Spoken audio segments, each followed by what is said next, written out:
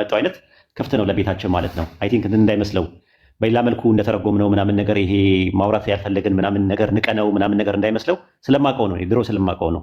በጣም ስነስርዓት ያለው ልጅ ጨዋ ልጅ የነበረ ምናምን ነው እና እንዴት እንደዚህ አይነት ነገር ይሰራል በጣም ገርሞኝ፣ በኋላ ላይ በቪዲዮ ሲወጣ ማውቀው ቃሌ ነው። ቃሌ የምታዳምጥ ከሆነ ስማ ራሱ ማለት ነው። እና ምናልባት አንተ ትረሳኛለህ ብዬ አላስብም።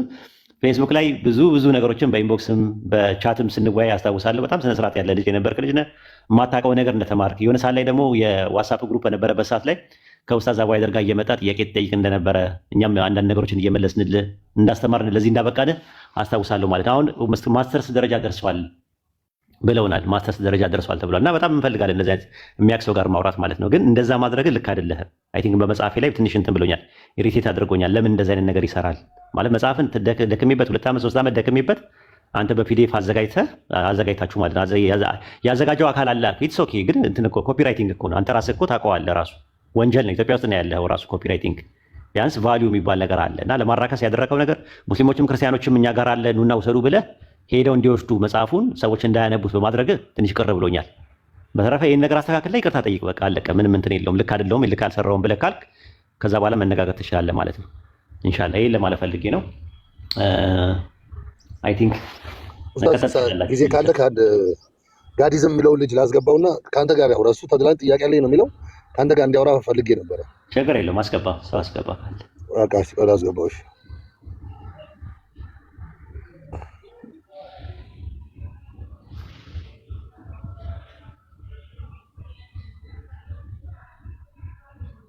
ጋዲዝም ሰላም ብያለሁ። እንዴት ነህ?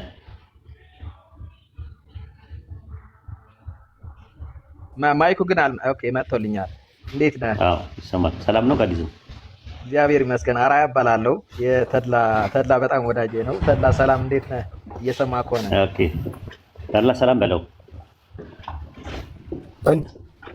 አቶ አራያ እንዴት ነህ? ተድላ ሰላም ነህ? ከመይ ሞዛቦይ ከመይ ደህና ነህ? ተድላ በጣም ጎበዝ ማለት በጣም ደስ ብሎኛል። በእውነት በጣም ደስ ብሎኛል። አመሰግናለሁ። አዎ በጣም ትልቅ 360 ዲግሪ ነው እንትን ያደረከው። ይሄ በጣም ትልቅ የሆነ ለውጥ ነው። በህይወትም ትልቅ ለውጥ አይቻለሁ። በእውነት በጣም ደስ ብሎኛል። እግዚአብሔር ምስክሬ ነው። በጣም እኔ መቼም ታውቀኛለህ፣ አቋሜ ታውቀኛለህና አንተም በአካል ተገናኝተን በሚዲያም ተከራክረናል። አልፎም ሸኝተኛል። በጣም ጥሩ ሰው ነህ። ተከራክረን እንኳስ የምትሸኝ ሰው ነህ። በጣም ጎበዝ። በቃ የነቃህ ሰው ማለት ያ ነው። አመሰግናለሁ። አዎ በጣም እኔ እዚህ ወደ እስልምና ከመምጣት በፊትም ያው በሚዲያ ነበር የምንተዋወቀው። በጣም ተከራካሪ ነው፣ ሞጓች ነህ፣ አቋም ያለ ሰው ነህ፣ ጠንካራ ሰው ነህ። በአቋምህ ፍርሃት የለህም። አልፎ ደግሞ ቂምም የለህም። ከተከራከርን በኋላ ራሱ አብረን ነበር የተሸኛኘ ነው እና ደስ ብሎን ስልክ ተቀያይረን ከዛ በኋላም ስንደዋወል ነበርና አሁን ደግሞ ወደ እስልምና መጥተሃል። ቢያንስ እኔ አንድ ነገር ስልህ ነበር። እኔ ሁሉንም እቀበላለሁ ብዬ ነበር ስሞግት የነበረ። ምክንያቱም ሁሉም የእግዚአብሔር መልእክቶች የያዙ ናቸው። እስልምናም፣ ክርስትናም፣ ጁዳይዝምም፣ ቡድሂዝምም፣ ሂንዱይዝምም ብትላቸው ሌሎችም ሁሉም ከምንጩ ከዋናው ከውቅያኖሱ ቀድተው ግን የየራሳቸውን ኩሪ የፈጠሩ ናቸው እና ሁሉም ከዋናው ከውቅያኖሱ ቀድተዋል ብዬ ስለማምንና አንተም ከዛ ውስጥ ስለገባህልኝ በጣም ደስ ብሎኛል። ተድላ ወዳጄ ቴንኪው አራዬ። እንግዲህ ከገባህ አይቀር ቁም ነገሩ አሁን ያነሳቸው ባለፈውም እንደነገርኩ እኔ ስርዓት ባለው መንገድ የሚወያይ ሰው ችግር የለብኝም። ጠብ አይደለም፣ ሀሳብ ነው የምናወራው። ግን አሁንም ባለፈውም እንዳልኩ ብዙ እውነት ብዙ ውሸት የለም፣ ብዙ ብርሃን ብዙ ጨለማ የለም። አንድ እውነት ነው ያለው፣ አንድ ሐሰት ነው ያለው። አሁንም የማልግባባው ካንተ ጋር ምንድን ነው አሁን የኔን አቋም ታውቃለህ፣ ሚዲያ ላይ የማያወጡትን በግል ያወራውን ነገር ታውቃለህ። ይሄንን ጠንካራ ሰውዬ እንዲረታና እንዲሸነፍ ያደረገው እውነት ምን ቢሆን ነው ብለህ ጊዜ ወስደህ ማየትና ማጥናት ከጀመርክ ተጠቃሚ ልትሆን ትችላለህ። ግን አሁንም አንተ ማስተካከል ያለብህ ነገር ብዙ እውነት ሊኖር አይችልም። ያም ልክ ነው ይህም ልክ ነው የሚባል ነገር የለም። እኔ ለምሳሌ ልክ ነው ብዬ የማምነው ክርስቲያኒቲን ነበረ። ክርስቲያን እያለሁ እስላም ልክ ነው ልል አልችልም። እስላምም ልክ ነው፣ ፕሮቴስታንትም ልክ ነው፣ ያም ልክ ነው ምናምን ብዬ አሁን እኔ ደግሞ ወጣ ወደ 49 ሺህ ደርሷል የኔ ቤት ሃይማኖት ደርሰዋል። ስለዚህ አሁን ይህንን ተድላ የሚባለውን አካል የረታውና ያሸነፈው እውነት ምን ቢሆን ነው ብለህ በመለወጥ ደስተኛ ከሆንክ ያንን ነገር ድጋሚ ማየት ይጠበቅብሃል እንጂ ሁለት ቦታ ላይ ተፈናጠን መቀመጥ አንችልም። አንዱ ላይ ጨክነን መርምረን አውቀን ተንትነን እዛ እውነት ላይ ፎከስ አድርገን እዛ ነገር ላይ ያለንን እውቀት ደግሞ አዳብረን ለዛ እውነት ራሳችንን መስጠት እንጂ ከዛም ከዚህም ቆንጥቤ የእውቀት ቡፌ አልጠቀምም። እኔ አሁንም እኔ አርአያ የምመክርህ ነገር ጊዜ ውሰድ፣ ያለህበትን ሁኔታ ተመልከት። ከራሴ የጀመሩ ፍልስፍናዎች አሉ፣ ደስ ይለኛል። አትሊስት ከኛ ሀገር የጀመረ ሃይማኖት አለን፣ አንተና ፍቅር ሲዝም። ሌላው ግን አሁን እስልምናና ክርስትና ላይ ጊዜ ወስደህ መርምር፣ ጠይቅ፣ ተወያይ። የመወያ ችግር የለብህም። አንድ እውነት ላይ ጽና። ያም ልክ ነው የሚለው ግን ብዙም እኔ አይስማማኝም። እንደ አሁን ኢትዮጵያ በአሜሪካን ያላት አንድ አምባሳደር ነው። የኤርትራም የኢትዮጵያም አምባሳደር ሊሆን አይችልም። አሁን ያለህም ቃል የሌላውም ቃል እውነት ሊሆን አይችልም። የትኛው ነው ትክክለኛ የእግዚአብሔር ቃል የሚባለውን ነገር ጊዜ ወስዶ ማየት ይፈልጋል። እኔ እስልምና ዝም ብዬ በሞቀታ በምናም ሳይሆን 1 ዓመት ከ6 ወር ጠይቄ ከተለያዩ ሙስሊሞች ጋር አውርቼ እንደገና ከኡስታዝ ጋር ተወያይቼ ለጠየቁት ጥያቄ በቂ መልስ ተመልሶልኝ የማልፈልገው ነገር ሆኖ 3 ወር 4 ወር ተሰቃይቼ ነው ውሳኔ ወሰንኩትና አንተም ጊዜ ወስደህ እንደዛ ብትመረምር ደስ ይለኛል። እኔ ጊዜ አልወስድ ኡስታዝ ጋር ብታወራ መልካም ነው ብዬ አስባለሁ። ትንሽ አንዳንድ ነገር ግልጽ ላድርግልህ። አንድ በባህሪ ጋዲዝም ሃይማኖት አይደለም፣ ጋዲዝም ፍልስፍና ነው፣ ወይም ደግሞ የንቃተ ህሊና አስተሳሰብ ነው እንጂ የፍልስፍና አይደለም። ያ ማለት ከሁሉም ቅዱሳት መጻሕፍት የተቀዳ አስተሳሰብ ነው። ያ ማለት ከቅዱስ ቁርአንም ከመጽሐፍ ቅዱስም ከቬዳስም ከሌላም ከጥንታዊ እምነቶች አሁን ለምሳሌ እኔ አንድ ናቸው የምለው አሁን ያላቸው ቁመና አይቻ አይደለም። አሁን ያላቸው ቁመናማ የተለያዩ መሳፍንት የሚገዟቸው ትንንሽ ደሴቶች ናቸው። ነገር ግን ምንጫቸው ነው። ጋዲዝም እውነት ነው፣ እውነታው ላይ የቆመ ነው። ግንዱ እውነት ነው። አምላክ አለ ሁሉም። አንተ ፈጣሪ በእርግጥ በፈጣሪ ክህደት አልነበርህም። አንተ ድሮም ነበርክ፣ እዛ አቋም ነበረ። በተወሰነ ደረጃ ወደ እስልምና ስቦህ ያለም አንድ አምላክ ስለሚያመልኩ ይወለዳል አይወለድም የሚል ኮንሴፕት ስላለ እሱ አንዱ አንተን ወደዛ እንድትሳብ እንዳደረገ ምንም ጥርጥር የለውም። ሁለተኛ ደግሞ አርአያዬ ላስቆምህና የባለፈው ነገር ነው። አሁን አንተ እኔ ነገርኩህ እኮ አርአያዬ፣ ሌላ ቀን እንገናኛለን፣ ደግመን ቀጠሮ ይዝልሃለሁኝ። አሁንም የምነግርህ ነገር አንተ እኮ የሙሉ ወንጌል አማኝ ነህ። ሙሉ ወንጌል እኮ ቸርች ሂደህ ታመልካለህ፣ እንደገና ጋዲዝም ትላለህ። እንደዚህ የተደበላለቀ ነገር ለጤናህም ጥሩ አይደለም። ሎሚ በወተት ነው ይሄ። ሎሚ በወተት ደግሞ ይገላል፣ ጤና አይሆንም። አንተ ሙሉ ወንጌል እየሄድክ ፕሮቴስታንት ነህ፣ ቸርች ትሄዳለህ፣ ታመልካለህ። ሀሳቤ ልጨርስልህና ከዛ በኋላ ትገባለህ። አሁን ወደዛው ጭቅጭቅ እንዳንገባ የሰው ቤት እንዳንረብሽ ሳይሆን ለመሰለህ አንድ ነገር እስልምና ውስጥ እውነት እንዳለ አምናለሁ። ክርስትና ውስጥ እውነት እንዳለ፣ ጁዳይዝም ውስጥም ሂንዱይዝምም ቡድሂዝምም እውነት እንዳለች አውቃለሁ። ወደ ብቻ አካል ግን ስህተት ነው። ኡስታዝ ጋር አውራሽ አርአያ ይሰማል። አርአያ ሰላም ብያለሁ በድጋሚ። ስናወራ እንደበሰለ ሰው ለማውራት መደማመጥ ያስፈልጋል። አትደራረጉ፣ ኦቨርላፕ አትፍጠር ስታወራና ሚስ አንደርስታንዲንግ ይፈጠራል። ያው ማለት ጊዜ ሞልቷል። የግድ ዛሬ መሆን የለበትም። ስፖንታኒቲ ኦቨርናይት መሆን የለበትም። በአንድ ምሽት የምናውቀውን ነገር እርስ በርሳችን ማሳወቅ አንችልም እና ተረጋግተን ነገሮችን ማየት ያስፈልጋል። እምነት ላይ ደግሞ ሲሆን ደግሞ ሞር ጊዜ ይፈልጋል ማንኛውም ነገር ማለት ነው እና ከዛ አንጻር ነው። በቁርአን ታምናለህ? ቁርአን ያላህ ቃል መሆኑን ታምናለህ? አዎ፣ ቅዱሳት መጻሕፍት ሁሉም ከውቅያኖስ የተቀዱ ቁርአን እኔ ጠይቄ ስለ ቁርአን ነው። ስለ ቁርአን ነው። አዎ፣ የፈጣሪ ሐሳብ ያለበት ነው። ያለበት ነው ወይስ ያላህ ቃል ነው? ያለበት። አሁን ሁሉም ወስደው ግን የራሳቸው የሆነ በሚፈልጉት መንገድ ደግሞ የራሳቸው የአምላክ ቃል መሆኑን ታምናለህ ወይ ነው? የአላህ ቃል ያለበት ነው። ያለበት ስትል የሌላ አለበት የሌላ የተጨመረበት አለ ብለህ ታምናለህ? እሱ እንግዲህ እኔ እንዳለበት ማለት የፈጣሪ ሐሳብ እንዳለበት ተረድቻለሁ። የፈጣሪ ንግግር ነው ብለህ ታምናለህ ወይ? ቁርአን ስታነበው የፈጣሪ ንግግር ነው ወይስ አይደለም ነው የኔ ጥያቄ። የፈጣሪ ንግግር በቀጥታ ራሱ የተናገረው አይደለም። ነገር ግን ፈጣሪ ቶባ ምዕራፍ 9 ቁጥር 6 ላይ ያለ ንግግር ነው ይላል ቁርአን። አዎ ይላል። አሁን ምን መሰለ ወዳጄ፣ ሁሉም ቅዱሳት መጻሕፍት ሐሳባቸው ሲገልጹ እንደተገለጠላቸው ነው ብለው ነው የሚጽፉት። ግን ዞሮ ዞሮ እኔ በምን አምናለሁ መሰለ? አዎ የአላህ ቃል ብዬ ልቀበልህ ተቀብያለሁ። የፈጣሪ ቃል ነው። አሪያ አሁን ችግሩ ተመሳሳይ ችግር እንዳይሆን ነው የፈራሁት እኔ። ምክንያቱም እንድናቋርጠው ሳይሆን ጥያቄ ስትጠየቅ ዳይሬክትሊ አድሬስ አድርግ እንትኑ ፖይንቱ ማለት ነው። እኔ ስለ ሌሎቹ ቅዱሳን መጽሐፍ ከአንተ በላይ አንብቤያለሁ። ስለ ሂንዱ መጽሐፍን በባጋድ ጊታን አንብቤያለሁ፣ ቬዳስን አንብቤያለሁ፣ የአዙርቬድ፣ አግረባቤድ፣ ሳምቤድና ሪግቬድን አንብቤያለሁ። አንተ ያላነበብካቸውን አንብቤ ሊሆን ይችላል፣ አይታወቅም። አንተም ከዛ በላይ ከኔ በላይ አንብበም ሊሆን ይችላል። ስለዚህ አሁን እሱ አይደለም ፖይንቱ። ስለ እነሱ መጽሐፍ ስለ ባይብልም፣ ስለ ቶራ፣ ስለ ታናክም፣ ስለ አዲስ ኪዳንም፣ ስለ ብሉይ ኪዳንም፣ ስለ 80 60 ምናምን የሚባሉ ነገሮች አልጠየቅኩም። የማናወራው ከኔ ፖይንት አንጻር በቁርአን ያላ ንግግር ያላ ቃል መሆኑን ታምናለህ ወይስ አታምንም ነው ጥያቄው። ሙሉ ለሙሉ አላምንም ካልክ ችግር የለውም። በዛ ነገር ላይ ልናወራ እንችላለን። እኔም ማምነው ልንገርህ። እሺ ቀጥል። የኔ አቋም ልንገርህ። የኔ አቋም ነው። ታምናለህ ወይስ አታምንም? እኔ እኮ ስለ አቋም አይደለም ፌዝ ኦፍ አርቲክል አይደለም የጠየቅኩህ። ሾርት ከት ነው ራሱ የስ ኦር ኖ ነው ጥያቄው እኮ። እኔ አሁን እሱ ነው ብያለሁ እኮ የአላህ ቃል ነው ወይም የእግዚአብሔር ቃል ነው። ኦኬ ጥሩ። የአላህ ቃል ነው ብለህ ታምናለህ። ኦኬ ጥሩ። ሱረቱል አሊ ኢምራን ምዕራፍ 3 ቁጥር 82 እና 83 ላይ ከእስልምና ሃይማኖት ሌላ የሚፈልግ ሰው በመጨረሻይቱ ዓለም ከከሳሪዎቹ ነው ይላል አላህ ሲናገር። ምን ማለት ነው? አስረዳኝ እስቲ። መጀመሪያ እስልምና ማለት ሰላም ማለት ነው አይደለም? የቃሉ ትርጉም አይደለም፣ እንደዛ አይደለም። ታዲያ በአረብኛ ሰላም ለማለት ትርጉሙ አሰላም ነው። አሰላም ነው። ሰላም ለማለት ስትፈልግ ሰላም ነው የምትለው በአረብኛ። ኢስላም ማለት ግን የቃሉ ትርጉም ሰላም ማለት አይደለም። የቃሉ ትርጉም ምን ማለት ነው? እምነቱ ሊሆን ይችላል። ምንድነው? ምን ማለት ነው ኢስላም ማለት? ለዛ ነው የምልህ ኢስላም ማለት የሰላም ተከታይ ሊሆን ይችላል።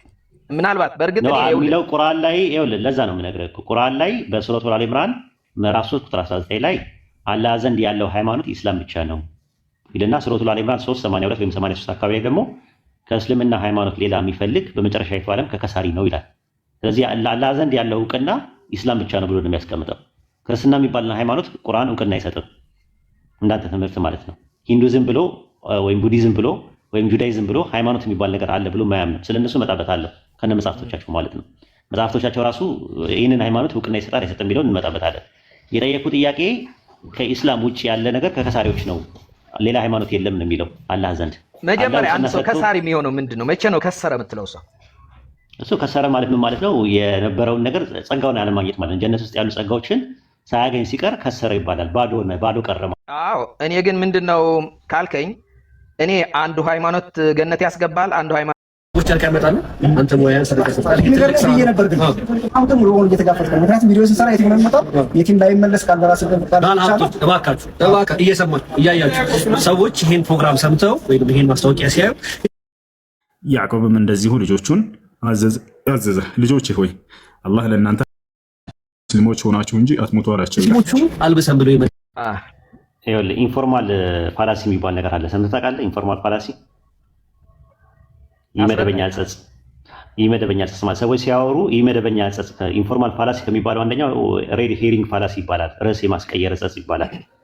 እንደዛ ነገሮችን አትጠቀም ራሱ ማለት ነው። ማርጂናል ፖይንቶችን እያነሳ መርጅ ባታደርግ ደስ ይለኛል። ፎካል ፖይንት ያለው ነገር ምንድን ነው? ሁሉም ሃይማኖት ብለህ ስላልክ ቁርአን ያላህ ቃል ያለ ንግግር መሆኑን ከተቀበልክ ሱረቱል አሊ ኢምራን ምዕራፍ 3 ቁጥር 19 ላይ አላህ ዘንድ ያለው ሃይማኖት ኢስላም ብቻ ነው ይላል። ሱረቱል አሊ ኢምራን 3:82 እና 83 ላይ ደግሞ ከእስልምና ሃይማኖት ሌላ በመጨረሻይቱ ዓለም ከከሳሪዎቹ ነው ብሎ የሚናገረው። ስለዚህ አሁን በዛ በተመለከተ መሰረት አንተ ቁርአን እንቀበላለሁ ካልክ ይህንንም ቨርስ መቀበል መቻል አለብህ ነው ለማለት የፈለኩት። ሌላው ሁለተኛ ጥያቄ ወደ ክርስትና እዛው ላይ አንተ ስላነሳው እንጂ ወደዛ ማውራት እንፈልግ አይደለም። ክርስትና የሚባል ሃይማኖት አለ?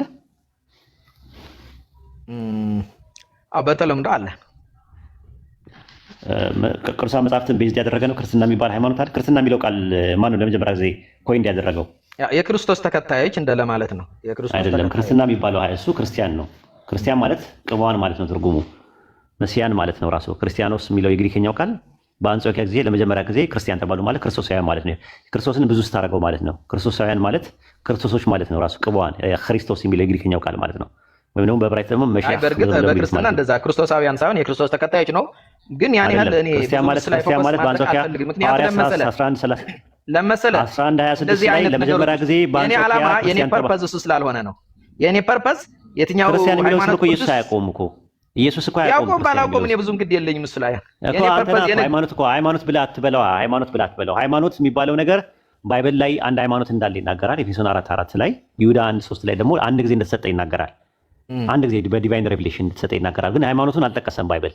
ክርስትና ሃይማኖት ነው ብሎ ያለው ለመጀመሪያ ጊዜ በ110 የአንጾኪያው አግናጢዮስ ነው ለመጀመሪያ ጊዜ ክርስትና ብሎ የሰየመው። ክርስቲያን የሚለውን ስም ከሆነ ደግሞ ክርስቲያንና ክርስትና ይለያያል። ክርስትና ሃይማኖት ነው፣ ክርስቲያን ደግሞ ሰዎቹ ናቸው። ክርስቲያን የሚለው ደግሞ ሐዋርያት ሥራ 11:26 ላይ በአንጾኪያ ለመጀመሪያ ጊዜ ክርስቲያን ተባሉ ነው የሚለው። በማን የተባሉት? በጣዖታውያን ናቸው። የለበጣና የሽሙጥ ስም አድርገው የሰጧቸው እንጂ ራሱን የቻለ ስም አይደለም ራሱ ማለት ነው። አሁን አንተ ክርስትና ሃይማኖት ነው ብለህ ታምናለህ? አሁን ሀሳብ ምናልባት አላስጨረስከኝም እንጂ መጀመሪያ የኔ ግብ ምንድን ነው የሚለውን ተረዳኝ። የኔ ግብ የትኛው ሃይማኖት ጤናማ፣ የትኛው ሃይማኖት ትክክል፣ የትኛው የሚለው የኔ ዓላማ አይደለም ነው። ሁሉም ጠቅመውናል ብዬ በከፊል አምናለሁ፣ ሁሉም ጎድተውናል ብዬ ደግሞ በከፊል አምናለሁ። ስለዚህ ጠቃሚ ነገራቸውን ወስዶ ጎጂ ነገራቸውን መተው እንጂ እነሱን ተሸክሞ ማስቀጠል የሚለው አይደለም የኔ ግብ ነው። ስለዚህ ቁርአን የጎዳ ነገር የትኛው ቨርስ ነው? የቁርአን አንቀጽ ትምህርት በጣም እኔ ቁርአን እግዚአብሔር እንድናውቅ እግዚአብሔር እንድናመልክ የሚያደርግ አይደለም ማለት አልችልም። ገብተዋል። ነገር ግን ደግሞ አንድ ነገር ደግሞ አለ። ጎጂነቱ ምን መሰለ?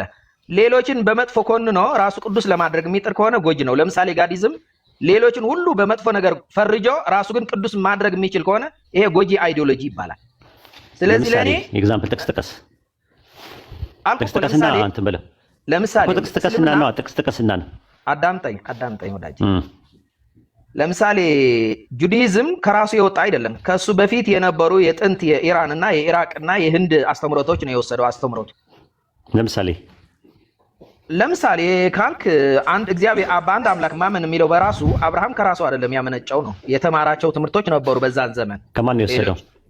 በሰዓቱ የነበሩ ሌሎች አስተምሮቶች። አብርሃም ከማን ነው የወሰደው እኮ ነው። ዝም ብለህ እንትን አትለፈዋ። ከማን ነው አብርሃም የወሰደው? እስቲ ንገረኝ። እሱ በሂደት በዝርዝር አቀርብልሃለሁ አስፈላጊ ከሆነ ችግር የለውም። ግን ነገርና ማለት ዝም ብለህ ማለት የሆነ ነገር ታወራና መረጃ የለውም። ወደ ክርስትና ከመጣህ ደግሞ አጠቃላይ ከአይሁድ አስተምሮት ነው የወሰደው። ቆይ አብርሃም ጋር እንደዚህ ከሆነም ሀሳብ እኮ አይደለም እንቀያየረው። አይደለም ዝም ብሎ ሀሳብ መቀያየር ሳይሆን ኖርማሊ እንትኖቹን ዝም ብሎ ማለት ዝም ብዬ ማዳመጥ እኮ እችላለሁ። የሆነ ጠጅ ቤት አይደለም የገባ ነው። ጠጅ ቤት ነው ዝም ብሎ ያወራ እንትን ግን ኤቪደንስ ሲያስፈልገው ነው። አሁን ለተናገርክበት ካለ ትሰጠኛለህ፣ ከሌለ ደግሞ የለም ትለኛለህ። አብርሃም ከየትኛው ሃይማኖት ነው የአንድ አምላክ አስተምሮትን የቀዳው? የአንድ አምላክ አስተምሮት የቀዳው እየነገርኩ ነው እኮ። አሁን ካላስጨረስከኝ በመሀል የምታቋርጥ ከከሌ በለኝ፣ ችግር እኮ የለውም እኮ ከከሌ በለኝ። ሀሳቤ ሙሉ እንድገልጽልህ ነው የምፈልገው። ምክንያቱም ሀሳቤ አሁን የጠየኩ ስለ እስልምና ስጠይቅ አይሁዶች ሄድክ ሊሄድ ነው ወደ እስልምና እንመጣለን። እስልምናም ከመጽሐፍ ቅዱስ ወሰዳቸው። ለምሳሌ እስልምናም ከመጽሐፍ ቅዱስ ወሰዳቸው በዝርዝር ላቀርብልህ እችላለሁ። አብርሃም ስለ አብርሃም መልስልኝና ከዛ በኋላ መልካም፣ ስለ እስልምና ናውራ ቶ ችግር የለውም። እሱ የአብርሃም መልስልኝ ከዛ ወደ ተገባለህ። እስልምና ከመጽሐፍ ቅዱስ ወስደዋል ብለህ ነው የምታምነው? አታምንም? ከአይሁድ አይደለም። ቆይ አሁን ምን አለ መሰለህ፣ መጀመሪያ አንድ ፖይንት ማውራት አትችልም። ማርያ ትልቁ ችግር ማለት ነው ያንተ ክፍተት የማየው ነገር ምንድነው? ፎካል ፖይንት ላይ አሁን አይጠየከው እስልምና ጎጂ ነገር አለው፣ የሚጎዳ ጎጂ ነገር እኮ አሳይቻለሁ። ጎጂ ነገሩ ሌሎችን በመጥፎ ነገር ፈርጀ የምትሄደው ሄደህ ጎጂ ነው። ቆይ እንጂ ማርያ ትልቅ ሰው ትመስለኛለህ፣ ግን እንደ ትልቅ ሰው አውራ፣ እንደ በሰለ ሰው ብታወራ ደስ ይለኛል። ምክንያቱም ብዙ ሰው እያዳመጠም ስለሆነ ቢያንስ እንኳን እምነትን ፕሮሞሽን እንኳን ለመስራት ስትፈልግ ቢያንስ ጠበቅ ያለ ነገር፣ ጥሩ ነገር፣ በመደማመጥ ላይ የተመሰረተ ነገር ቢሆን ጥሩ ነው። እኔ ጠየቁት ጥያቄ ምንድነው? እሱ እንዳላደርግ እኮ እያቋረጥኩ አይደለም እኮ። ቆይ ለምሳሌ ቅድም ምን ብያለሁ? አንደኛ የጋዲዝም ዋና ግብ ሌሎችን መፈረጃ አይደለም ነው። እስልምና ምንድነው ሌሎች የጎዳው አልከኝ። ሌሎችን ትክክል አይደለም ስለፈረጀ የምትሄደው ጎጂ ነው። የመጨረሻ ቻንስ ነው የምሰጥህ። ከዚህ በኋላ ላላወራው እችላለሁ። በእነዚህ አይነት መልኩ ከሰዎች ጋር ማውራት በጣም ነው የሚደብረኝ። አንደኛ መከባበርም አያመጣም።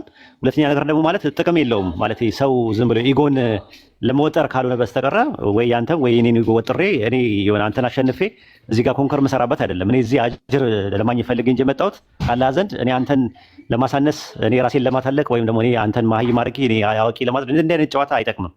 ምንም የሚጠቅም ነገር የለውም። ይሄ ዝም ብሎ ፖለቲካ ላይና ኢኮኖሚ ላይ ያለ ነገር እንጂ እዚህ የሃይማኖት ሰዎች ላይ እንደዚህ አይነት ነገር አይደለም። እኔ የጠየኩት ጥያቄ ምንድነው? እስልምና ያጎደለው ነገር ጎጂም ጠቃሚም አለው እያንዳንዱ ሃይማኖት ስትል እስልምና ከቁርአን አንጻር ቁርአን ያጎደለው ነገር ማለትም ጎጂ ነገሩ ምንድነው፣ ጠቃሚ ነገሩ ምንድነው ብዬ ስለ ለምሳሌ ብለህ አይሁዳኖች ጋር ሄደና አይሁዳኖች እና አብርሃም ከሌሎች ከኢራናውያን ከዞራስተሪያን ከምናምን የወሰደው ነው አልክ እና አብርሃም ከዞራስተሪያን የወሰደው ወይም ደግሞ ከባባ ጋር ጊታ ወይም ከዜንዳ ቬስታ የወሰደው ነገር ካለ ይሄን ነገር ወስዷል ብለህ ንገረኝ ነው ያልኩ የነበረው። አይ አልነግርህም አልከኝ።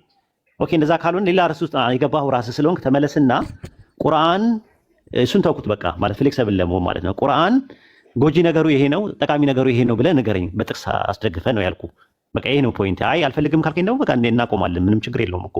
መልካም እኔ ደግሞ ሊጨርስና ካስፈለገ ልውጣ። ምንድነው አሁን ምን መሰለ፣ አሁን ድሮ ለዘመናት የክርክር ማዕቀፍ ሆኖ የነበረ ነው። አሁንም እየደገምክልኛል። እኔ እያልኩ ያለሁ እስልምና ከሌሎች ተምሮ አሁን ያለውን ቆመና እንዲኖረው አድርጓል። ጥሩ ነው፣ ይሄም ደስ ይለኛል። ነገር ግን እስልምና ላይ የማየው ምንድነው ከሌሎች የተማረውን ነገር ሙሉ ለሙሉ ከሌሎች የወሰደውን ነገር እውቅና ሳይሰጥ ይባስ ብሎ ደግሞ ሌሎች በመጥፎ ነገር ፈርጆ እኔ ነኝ ብቸኛ የገነት መግቢያ ማለቱ ግን ለእኔ ስህተት ነው አቋሚ። ለምሳሌ ምኑን ነው እውቅና የሰጠው? ምኑን ነው እውቅና ያልሰጠው? እስቲ ለምሳሌ ከመጽሐፍ ቅዱስና ቅዱስ ቁርአን ስታጠና አንድ ላይ ብዙ ሐሳቦች ከመጽሐፍ ቅዱስ ውስጥ ቁርአን ላይ እውቅና የሰጠው ምኑን ነው? እውቅና ያልሰጠው ምኑን ነው? ከቁርአን አንጻር ንገረኝ። ለምሳሌ ቁርአን እየጠቀስክ ንገረኝ። ይኸውልህ መጽሐፍ ቅዱስ ለምሳሌ ስለ ሙሴ፣ ስለ ሙሳ፣ ስለ መሪ ነው አይጠየቁ። ስለ ቁርአን ነው። ቁርአን ላይ ጠቅሰህ ይሄኛው እንትን ነው ይሄኛው አይደለም ብሎ ያለበትን ንገረኝ። አሁን እንዳንተ እንዳልከው እንዳስቀመጥከው ለምሳሌ ቅድም ያልከኝ አለ ከእስልምና ውጭ ሃይማኖት ሌላው ሁሉ ወደ ገነት ያስገባም ብለኛል። አዎ ለምሳሌ ክርስትናም አይሁዳውያን የሚባልም ሃይማኖት የለም። አዎ እያልከኝ አለ እሱ ነው ነጥቡ፣ እሱ ስለሆነ ነው። የለም እኔ ነኝ ያልኩ ግን ያልኩበት ምክንያት ከታሪክም አንጻር ክርስትና የሚባል ሃይማኖት ሊሆን ይችላል። አንተ አስተምሮት አለ ክርስትና የሚባል ሃይማኖት አለ ታሳይን ትችላለህ? ክርስትና የሚባል ሃይማኖት ባይብል ላይ ያው እኔ እንግዲህ የጁዳይዝም ክርስትና እስልምና እንዳለ አይሁድም ራሱ ሃይማኖት አይደለም። አይሁድም ሃይማኖት አይደለም። አይሁድ ዘር ነው፣ ራሱ የዘር ጉዳይ ነው። አይሁድ ማለት ምን ማለት ነው? ትርጉሙ የቃሉ ትርጉም ታውቀዋል? አይሁድ ማለት ሊሆን ይችላል ግን ምን ማለት ነው? ንገረኝ እስኪ። ቆይ እስልምና ከአይሁድ አስተምሮት መጽሐፍቶቹን የነበሩትን መጽሐፍት እንዴት ይመለከታቸዋል ከፈለክ እነግርሃለሁ። ግን ያው ምንድነው አይሁድ ማለት የይሁዳ ብዙ ቁጥር ነው። እስራኤል ወይም ደግሞ ያዕቆብ 12 ልጆች አሉት። ከ12 ልጆቹ መካከል አንደኛው ይሁዳ ይባላል። በይሁዳ የተነሳ አይሁዳውያኖች ይባላሉ። ልክ በሌዊ ሌዋውያን እንደሚባሉት ሌዋውያን የሚባሉት ካህናት ክፍሎቹ ሌዋውያን ይባላሉ። የነገስታት ክፍሉ ደግሞ የነበሩት ደግሞ በይሁዳ ስለሚመጡ አይሁዳውያን ይባላሉ። አይሁዳውያን ማለት እስራኤላውያን ማለት አይደለም። ዘር ነው። ስለ ዘር ነው የሚያወራው። ዘር ሃይማኖት ሊሆን አይችልም ራሱ ማለት ነው። ባይብል ላይም እነሱ ከተመለከተው ብሉይ ኪዳን ላይም አዲስ ኪዳን እሱ በኋላ ነው ሰው ሰራሽ ነው የሚሆነው። ሰዎች የሚያምኑበትን ነገር ይኸውልህ፣ ቆይ አርያዬ፣ ሰዎች የሚያምኑበትን ነገር ሪስፔክት ሰጥተህ ታዳምጣለህ፣ ሀሳባቸውን ታከብራለህ። ያ ማለት ትክክል ናቸው ማለት አይደለም። አሁን ቁርአን እያወገዘ ያለው አይሁድም ክርስትና የሚባል ሃይማኖት የለም ነው እያለ ያለው። ክርስትና የሚለውን ቃል ለመጀመሪያ ጊዜ በ110 አግናጢዮስ የሚባል ሰው ነው ክርስትና ብሎ እንትን ያለው ማለት ነው። ክርስትናው ሲዳበር ደግሞ እነ ትሪኒቲ እነ ክራይስቶሎጂ ነገረ ማርያም የሚባሉ ነገሮች ትምህርቶች ፔጋኒዝም የሆነው ግሪክ ሮም የሆኑ ትምህርቶች ገብተውበታል። ራሳቸውም ያምናሉ ይቀበላሉ ማለት ነው። አሁን እሱ አይደለም ፖይንቱ። እኔ ያልኩ ምንድነው ቁርአን ጎጂ ፓርቱ ይሄ ነው፣ ጠቃሚ ፓርቱ ይሄ ነው ብለህ በጥቅስ ደረጃ ይሄ ነው ብለህ ያስቀመጥከው ነገር የለም። ዝም ብሎ ጀነራላይዝድ እያደረግክ ነው የምታወራው እና ትንሽ ይከብዳል እንደ አይነት ነገሮችን ለማውራት። አጥና ልክ ነህ ለመሰለህ ኡስታዝ። በቅድሚያ ለመሰለህ እኔ ቁርአን ከአንተ መማር ነው የምፈልገው እንጂ እኔ አንተን ለማስተማር አልፈልግም፣ መድፈርም አልፈልግም። ምክንያቱ አንተ አስተማሪ ነህ፣ የቁርአን ኤክስፐርት ነህ በቃ። ስለዚህ እኔ ቁርአን ለአንተ ለማስተማር አልፈልገውም፣ አልደፍርምም። ምክንያቱም አንተ ለእኔ አስተማሪ ነህ በዛ ቦታ ላይ። ነገር ግን ጀነራላይዝ አድርጌ የምነግረው ለምን መሰለህ? አንድ ነገር ስለሚሰማኝ ነው። እኔ ብዙ ጊዜ አንደኛ እኔ ቅዱስ ቁርአንን አክብሬ የማጠናው፣ ሐዲስም እንደዛው፣ ለዓለማት እዝነት የሚለው መጽሐፍም እንደዛው፣ የነቢያት ታሪክ የሚለውም እንደዛው፣ የሰባዎች ታሪክ የሚለውም እንደዛው አክብሬ አነባቸዋለሁ። ነገር ግን አንድ ነገር ግን የማይመቸኝ ነገር ግን አለ። ብዙ ጊዜ አንደኛ ከሌሎች የተማረውን ነገር የወሰደውን ነገር እውቅና ምን ወሰደ? ለምሳሌ ቁርአን እኮ ከዓለማቱ ጌታ ካላ ነው የተወረደው ያለ ንግግር ነው። ለምሳሌ ይህንን ነገር ወሰደ ብለህ የምትለው ነገር ምንድን ነው? ለምሳሌ ጥሩ እንግዲህ ከፈቀድክልኝ ስህተቶች ደግሞ ነቅሰህ ከሳታው ችግር የለውም። አሁን የወሰደውን ነገር ልትነግረኝ ነው የፈለኩት። አሁን የወሰደው ነገር ለምሳሌ ልንገርህ።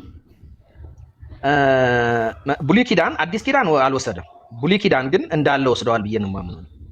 ለምሳሌ ከወሰደው ነገር መካከል አንዱን ነገር ስጠኝ። ለምሳሌ የሙሴ ታሪክ፣ ሙሳ፣ የኢሳ ታሪክ፣ የመሪም ታሪክ ወሰደ የምትልበትን ስጠኝ እኮ ነው። ምን አሁን እኮ ጥቅስ ስጠኝና ጥቅሱን ነው ነው የምልህ። ሙሉ መጽሐፉ እየሰጠው ነው እኮ። የምን ጥቅሱ ብቻ ሙሉ ጥቅስ የለውም። ቁርአን እኮ ብዙ ነገር ነው የሚያወራው፣ ሰፊ ነው። 114 ሱራዎች አሉ። ከ114 ሱራዎች ውስጥ ወሰደ የምትልበትን ነገር አንዱን ስጠኝ ነው የምልህ። ለምሳሌ አሁን እኔ ጥቅሱ አልጠቅስልህም እያልኩ ነው። ጥቅሱ ሳይሆን ኦኬ፣ እንዳልወሰደ ደግሞ እኔ ልስጥህና እንትን ነው። እሺ ንገረኝ፣ ደስ ይለኛል። ኦኬ፣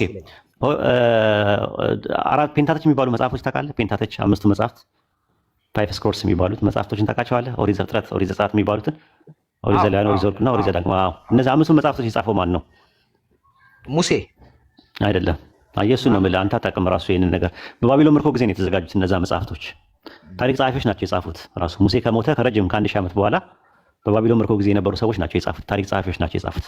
ይህንን ዘፍጥረት መጽሐፍን ሲጽፉ ኦሪት ዘፍጥረት ምዕራፍ 37 ቁጥር 9 ላይ ዮሴፍ አንድ ህልም ያያል። ያም ህልም ምንድን ነው? በራእይ ማለት ነው። ነብይ ነው ዮሴፍ። ፀሐይና ጨረቃ 11 ከዋክብት ለእኔ ሲሰግዱልኝ አየዋል።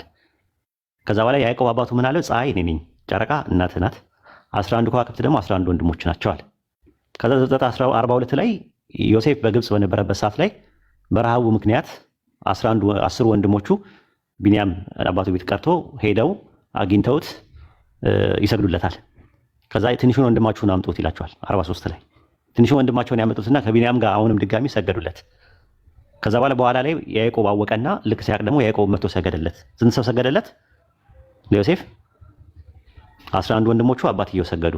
ፀሐይና ከዋክብት ማለት ነው። ጨረቃ ይቀራል። ጨረቃ እናትየው ናት። እናትየው የሚገርምህ ቢንያምን ስትወልድ በምጥ ጊዜ ነው የሞተችው እና እናትየው አልሰገደችለትም። በትንቢቱ መሰረት አንድ ነብይ ነው ተብሎ እንደዚህ አይነት ስህተቶች ተሰርተዋል ባይብል ላይ። ቁርአን ላይ ግን በሱረቱል ዩሱፍ ምዕራፍ 12 ቁጥር 5 ላይ ስትመለከተው እኛ የባለፈው ታሪኮችን እንተረክልሃለን ብሎ የዓለማቱ ጌታ አላህ ሁሉን አዋቂው ሲናገር ምን አለ? ፀሐይና ጨረቃ 11 ከዋክብት ለእኔ ሰግዱልኝ አየሁ አለ ብሎ አላህ ከነገረን በኋላ ቁጥር 100 ላይ መጥቶ ምን ይላል? እናትና አባቱ 11 ወንድሞቹ መጥተው ሰገዱለት ለዩሱፍ አለይሂ ሰላም ማለት ነው። ስለዚህ እናትየው በህይወት እንደነበረችና እንደሰገደችለት ይናገራል። አሁን ጥያቄው ከባቢል ከተኮረጀ ይሄ ታሪክ የዓለማቱ ጌታ አላህ ሰማይና ምድርን የፈጠረ አምላክ ጥንት የነበረውን ነገር የሚያውቀው አምላክ መጥቶ በሚናገርበት ሰዓት ላይ ይሄንን ነገር እንትን አይልም እና መጥቶ ይሄንን ነገር በሚናገርበት ሰዓት ላይ ከዘፍጥረት 37 9 ላይ ከተኮረጀ ይሄንን ነገር ላይ እንዴት አብሮ አልተኮረጀም? ጥያቄ ቁጥር 1 መልስ ካንተ ልመልስ ልባጭሩ። እሺ በእርግጥ እኔ አንድ ነገር አለ። ሁሉንም አሁን ያሉ ቅዱሳት መጻሕፍት በትክክል ሙሉ ለሙሉ ጠቃሚ ናቸው ብዬ ከማመን ይልቅ አይ ጠቃሚ ነገር አላቸው ጠቃሚ ነገራቸውን መውሰድ የሚለው ላይ ነው የማተኩረው። ኩረጃው ላይ ግን እኔ ኮርጀዋል የሚለው ቃል መጠቀም አልፈልግም። ኩረጃ ሳይሆን ተምረዋል። ከአንተ ጋር ማውራት ይከብዳል። ዝም ብሎ ማለት ዝም ብሎ ያገኙትን ነገር ማውራት ትንሽ ይከብዳል ማለት ነው። አንድ ነጥብ ላይ ከማውራት ካልቻለን ትንሽ ይከብዳል። እኔ የፈለኩት ምንድነው ወስዷል ስትለኝ ቀጥታ ይመጣልኝ ነገር ምንድነው ቁርአን የወሰደበትን ከብሉይ ኪዳን ወይም ከአዲስ ኪዳን እንድታሳየኝ ነበር የፈለኩት። ቁርአን ያለ ንግግር ነው፣ ያለ ቃል ነው። ጥንት የነበሩ ነገሮችን የሚተርከው የዓለማቱ ጌታ አላህ ነው፣ ሁሉን አዋቂው። ወደፊት ያሉትንም የሚናገረው አላህ ነው። ስለዚህ እውነትነት ካለው ነገር ጋር አንድ ነገር ስለ አንድ ነገር ስለተነገረ ከዛ ተኮርጇል ማለት አይደለም። የሁለቱም ምንጭ አንድ ነው ብለህ ነው። ለምሳሌ በሱረት በፊት የላክናቸው መልእክተኞች ላይ ከኔ በቀር ሌላ አምላክ የለምና አምልኩኝ በማለት ወደ እርሱ ዲቫይን ሬቪሌሽን ወሂ የምናወርደት ቢሆን እንጂ ከመልእክተኛ አንድንም አላክንም ማለት። ጥንት የነበሩትን መልእክተኞቹን ሲልክ የነበሩ ነቢያቶችን ስልክ የነበርኩት እኔ ነኝ። ስልክም እንዲህ እላቸው ነበር ከኔ በቀር ሌላ አምላክ የለምና አምልኩኝ ብዬ እናገር ነበር ብሎ የሚለው አላህ ነው።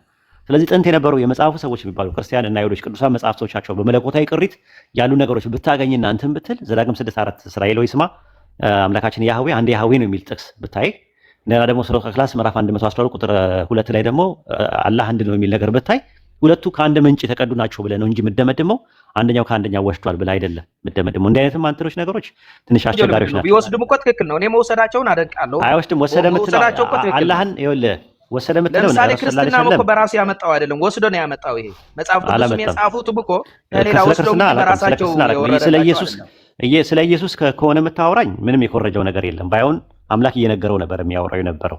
ዮሐንስ ወንጌል 8:40 ላይ ከአምላክ ሰምቼ የነገርኳችሁ ሰው ይላል። ዮሐንስ ወንጌል 8:26 ላይ ደግሞ የላከኝ እውነተኛ ነው እኔ ከእርሱ የሰማሁትን ለዓለም እናገራለሁ ይላል። ዮሐንስ ወንጌል ምዕራፍ 12 ቁጥር 49 ላይ ምንድን ነው የሚለው? እኔ ከራሴ ምንም አልተናገርኩምና ነገር ግን የላከኝ እርሱ የምለውና የምናገረውን ትእዛዝ ሰጠኝ እያለኝ ነው የሚናገረው። እኔ ከራሴ ምንም አልተናገርኩም እያለ እየሰማ ነበረ። እንደሰማው ፈርዳለሁ እያለ ነው። ከአንድ አምላክ እየሰማ የሚናገር ነብይ እንጂ ከብሉይ ኪዳን ወይም ደግሞ ከሙሴ መጽሐፍ እየቀዳ ነበር የሚለውን ነገር አያስኬድህም። ቢብሊካል መሰረት የለህም። አዲስ ኪዳን ላይ ከኦሪት ከማቴዎስ ወንጌል እስከ ራዕየ ዮሐንስ ድረስ ኢየሱስ ከብሉይ ኪዳን ቀርቶ ወይ ደግሞ እየቀዳ ነው የሚል ነገር የለውም። ተብሎ ተጽፏል ብሎ እንዲናገር ራሱ ከዛው ሳይሆን ተምሮታል። ከዛ ነው ተብሎ ተጽፏል ብሎ ራሱ እንዲናገር የሚያደርገው ራሱ አንድ አምላክ ነው። ራሱ ተብሎ ተጽፏል እንዲህ ተብሏል ብሎ እንዲናገር ያደረገው በል እያለ የሚለው አንድ አምላክ ነው። ከዓለማቱ ጌታ ካላ እየሰማ የሚያስተላልፈው ነገር ነበር እንጂ ቀርቷል አይባልም ማለት ነው። ጥንትም የነበረው ነገር ሰንሰለት ስላለው ማለት ነው። ከአደም ጀምሮ ስትመጣ የነበረው ማለት ነው። እነ ዞራስተር ምናምን የምትላቸው ያው 700 እስከ 1000 ዓመት ከክርስቶስ ለበፊት የነበሩ ናቸው። ሙሴን አይቀድሙም። እነ ዞራስተር ወይም ዛራዳሽ የሚባለው አይ ቲንክ ኩርዲስታን ውስጥ ነው። አሁን እቺ የኢራን ነብይ ነው ተብሎ የሚታመነው ማለት ነው። ዛራዳሽ የሚባል እሱ ራሱ ሙሴን አይቀድምም፣ አብርሃምን አይቀድምም፣ ኖህን አይቀድምም። ራሱ እነ ኖህ እና አብርሃም ምናምን ይቀድማሉ የአንድ አምላክ አስተምሮት። ስለዚህ ከዞራስተሪያን ኮርጇል የሚለው ትምህርት ስህተት ነው። ባይሆን ከሂንዱ ኮርጇል ብለህ ብትል ትንሽ በጊዜ ስለሚቀድም በ15 በነገራችን ላይ ኡስታዝ በጣም አድንቄሃለሁ። አሁን የጠቀስካቸው በጣም ከሌላ ያልሰማኋቸው አንተ ግን በጣም አንባቢ መሆንህ እጅግ ተረድቻለሁ። ብዙ ካንተ ለመማር ደግሞ በጣም ሬዲ ነኝ። ይቅርታ ፎካል ፖይንቱ ላይ ብቻ ተኩር። ኖ አይ ፎካል ፖይንቱ ላይ ብቻ አተኩር። አሁን 1500 ላይ አርያን ወደ ህንድ በሄዱበት ሰዓት ላይ ያዙርቤድ፣ አገራቤድ፣ ሳምቤድ እና ርግቤድ የሚባሉ መጽሐፍቶች አሉ። እነሱ መጽሐፍቶች አሁን ከሙሴ መጽሐፍቶች ይቀድማሉ ወይ ካልከኝ አው ይቀድማሉ። ራሱ አሁን ከሱ ኮርጇል ብለህ ብትል እንኳን ትንሽ እንኳን ያስኬዳል ሎጂካሊ። ከዞራስተሪያን ግን ኮርጇል የምትሉት ነገር ልክ አይደለም። አብርሃም ከነሱ ሊኮርጅ አይችልም። ምክንያቱም አብርሃም ራሱ የነበረው በ2007 ነበር የነበረው። በ2007 ማለት በጣም ብዙ ነው ራሱ። በ2007 በ1500 ይበልጣል። ግን በ3102 የሚበልጠው አለ ክሪሽና የሚባለው ለአርጁን የሰጠበት ምክር ማለት ነው። የባቫጋር ጊታ የሚባል መጽሐፍ አለ። ባቫጋር ጊታ ምዕራፍ 4 ቁጥር 6 ላይ፣ ምዕራፍ 6 ቁጥር 7 ላይ፣ ምዕራፍ 7 ቁጥር 8 ላይ የመሳሰሉ ጥቅሶች ላይ ለአንድ አምላክ ያስተምር ትምህርት የምር በቃ ምርጥ አስተማሪ ነህ። ከዚህ በኋላ ፎሎ አድርጉኝ ሁለታችሁ። እኔ ከእናንተ ብዙ እማረዋለሁ። ኡስታዝ አከብራለሁ። እንግዲህ እኔን ተወኝና ሀሳቡ ላይ ብቻ እንድታተኩር ነበር የፈለኩት የነበረው። እሺ በቃ የ3102 ላይ ክሪሽና ለአርጁን ከሱ ብትል አብርሃም ወሰደ ብለህ ብትል ሊያስኬድ ይችላል።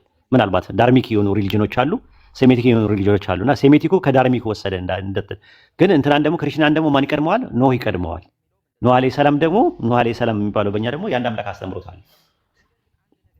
የአንድ አምላክ አስተምሮት አለው። ስለዚህ ከዛ ጋር ሰንሰለቱ እየጠበቀ ነው። አንዱ ከአንዱ የወሰደው ነገር ሳይሆን ከአንድ አምላክ ከአንድ ምንጭ የተቀዳ ነገር ነው ብለን ነው ምናምን። ኢቭን እኮ ሂንዱይዝም እና ቡዲዝም፣ ዞራስተሪያን፣ ጃይኒዝም፣ ኮንፊሽየስ፣ ትነታው ምናምን የአንድ አምላክ ነብይም ሊሆኑም ላይሆኑም ይችላሉ በእስልምና አስተምሮት። አላህ በቁርአን ውስጥ በሱረቱ ኒሳ ምዕራፍ 4 ቁጥር 164 ላይ እንደዛ ነው። በአንተ ላይ የተረክናቸው መልእክተኞች ልከናል፣ በአንተ ላይ ደግሞ ያልተረክናቸው መልእክተኞች ልከናል ይላል። ስለዚህ አሁን እነ ባቫጋር ጊታ እነ ስሪ ፒታካስ የሚባሉት የቡድሃ መጽሐፎች ምናምን የመሳሰሉት ከአንድ አምላክ የሆኑ ይችላሉ። ቁርአን ላይ እውቅና ስላልሰጣቸው ነው እኛ ማናምንባቸው እንጂ ግን አንክዳቸውም። እነሱ መጽሐፍቶች ለምሳሌ ክሪሽና ነብይ አልነበረም አይልም አንድ ሙስሊም ተነስቶ። ቡድሃ ነብይ አልነበረም፣ ዞራስተር ነብይ አልነበረም አይልም። ቁርአን ላይ ስማቸው ስላልተጠቀሰ በዝምታ የምናልፋቸው ናቸው።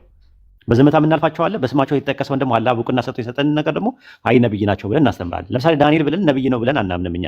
ነብይ አይደለም ብለንም አንደለም። ዳንኤል፣ ኤርሚያስ፣ ሕዝቅኤል ምናምን የመሳሰሉት ስማቸው አልተጠቀሰም በቁርአን። ስማቸው አልተጠቀሰም ማለት ነብይ አይደሉም ማለት አይደለም። ነብይ ናቸውም ማለት አይደለም። ራሱ ምንም እንትን የሚለው ነገር የለም። ልክ እንደዛ ነው የምናያቸው። እነ ቡድሃ፣ እነ ክሪሽና፣ እነ ዞራስተር፣ እነ ታኦን፣ እነ ጃይኒዝም። የጃይኒዝም መስራች ማን ነው? እነ ማሃቢራ፣ እነ ኮንፊሽየስ ምናምን ነገር እነ ማናቸው? ሽንቶ። አሁን ሽንቶ አለ ራሱ። ሽንቶ የሚያወራው ነገር የሚገርም ነው ስለ አንድ አምላክ አስተምሮት። ማሃቢራ የሚገርም ነገር ነው ያለው። ዞራስተር የሚገርም ነገር ነው ያለው። ሁሉም እንትን ናቸው። ግን አሁን ኻተመ ነብይ ነው ያለ ማለት ነው። የነቢያት መደምደሚያ የሆኑት ረሱል ሰለላሁ ዐለይሂ ወሰለም ሲመጡ ቁርአን አለ ማለት ነው። እና ቁርአን ላይ ያሉ ነገሮችን ረጋ ብለህ ጊዜ ሰጥተህ ብታጠናው ጥሩ ነው። ፎሎ አድርገኝ እስቲ። ለማንኛውም ያለው ግን ሌሎቻቸው አድርጉኝ፣ አንተም አድርገኝ እና በጣም ብዙ ነገር ካንተ የምማረው ብዙ ነገር አለ። ደግሞ በጣም አንባቢ መሆንህ ተረድቻለሁ። በጣም ምርጥ አስተማሪ ነህ። አመሰግናለሁ ወዳጅ። ተድላም በርታ ተድላ ምጭጭ ብለህ ያዘው። እሺ ይሄ አስተማሪ ፈትለኔ ማለት ነው።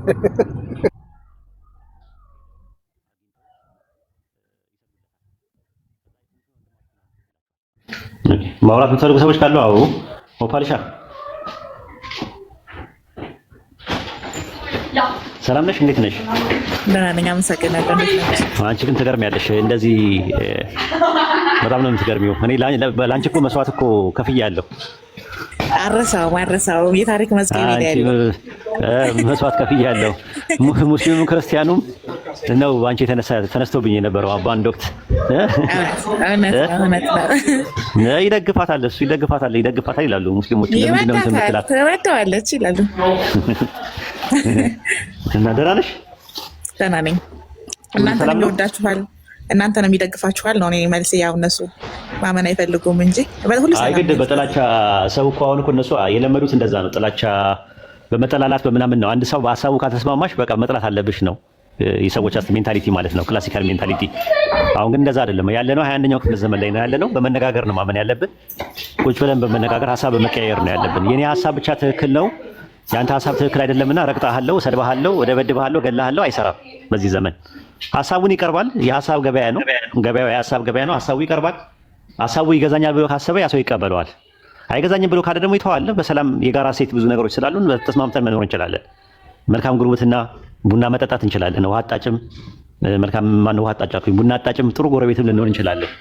ይሄ ነው እንትን የሚለው ነገር ማለት ነው። እና ከዛ አንጻር ነው የምናየው። ምን ይመስልሻል? እውነት ነው ኡስታዝ፣ እውነት ነው።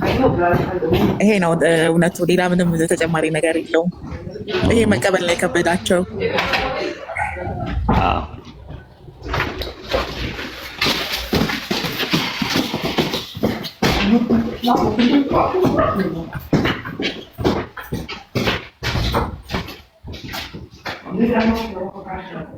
ዳጊ አለ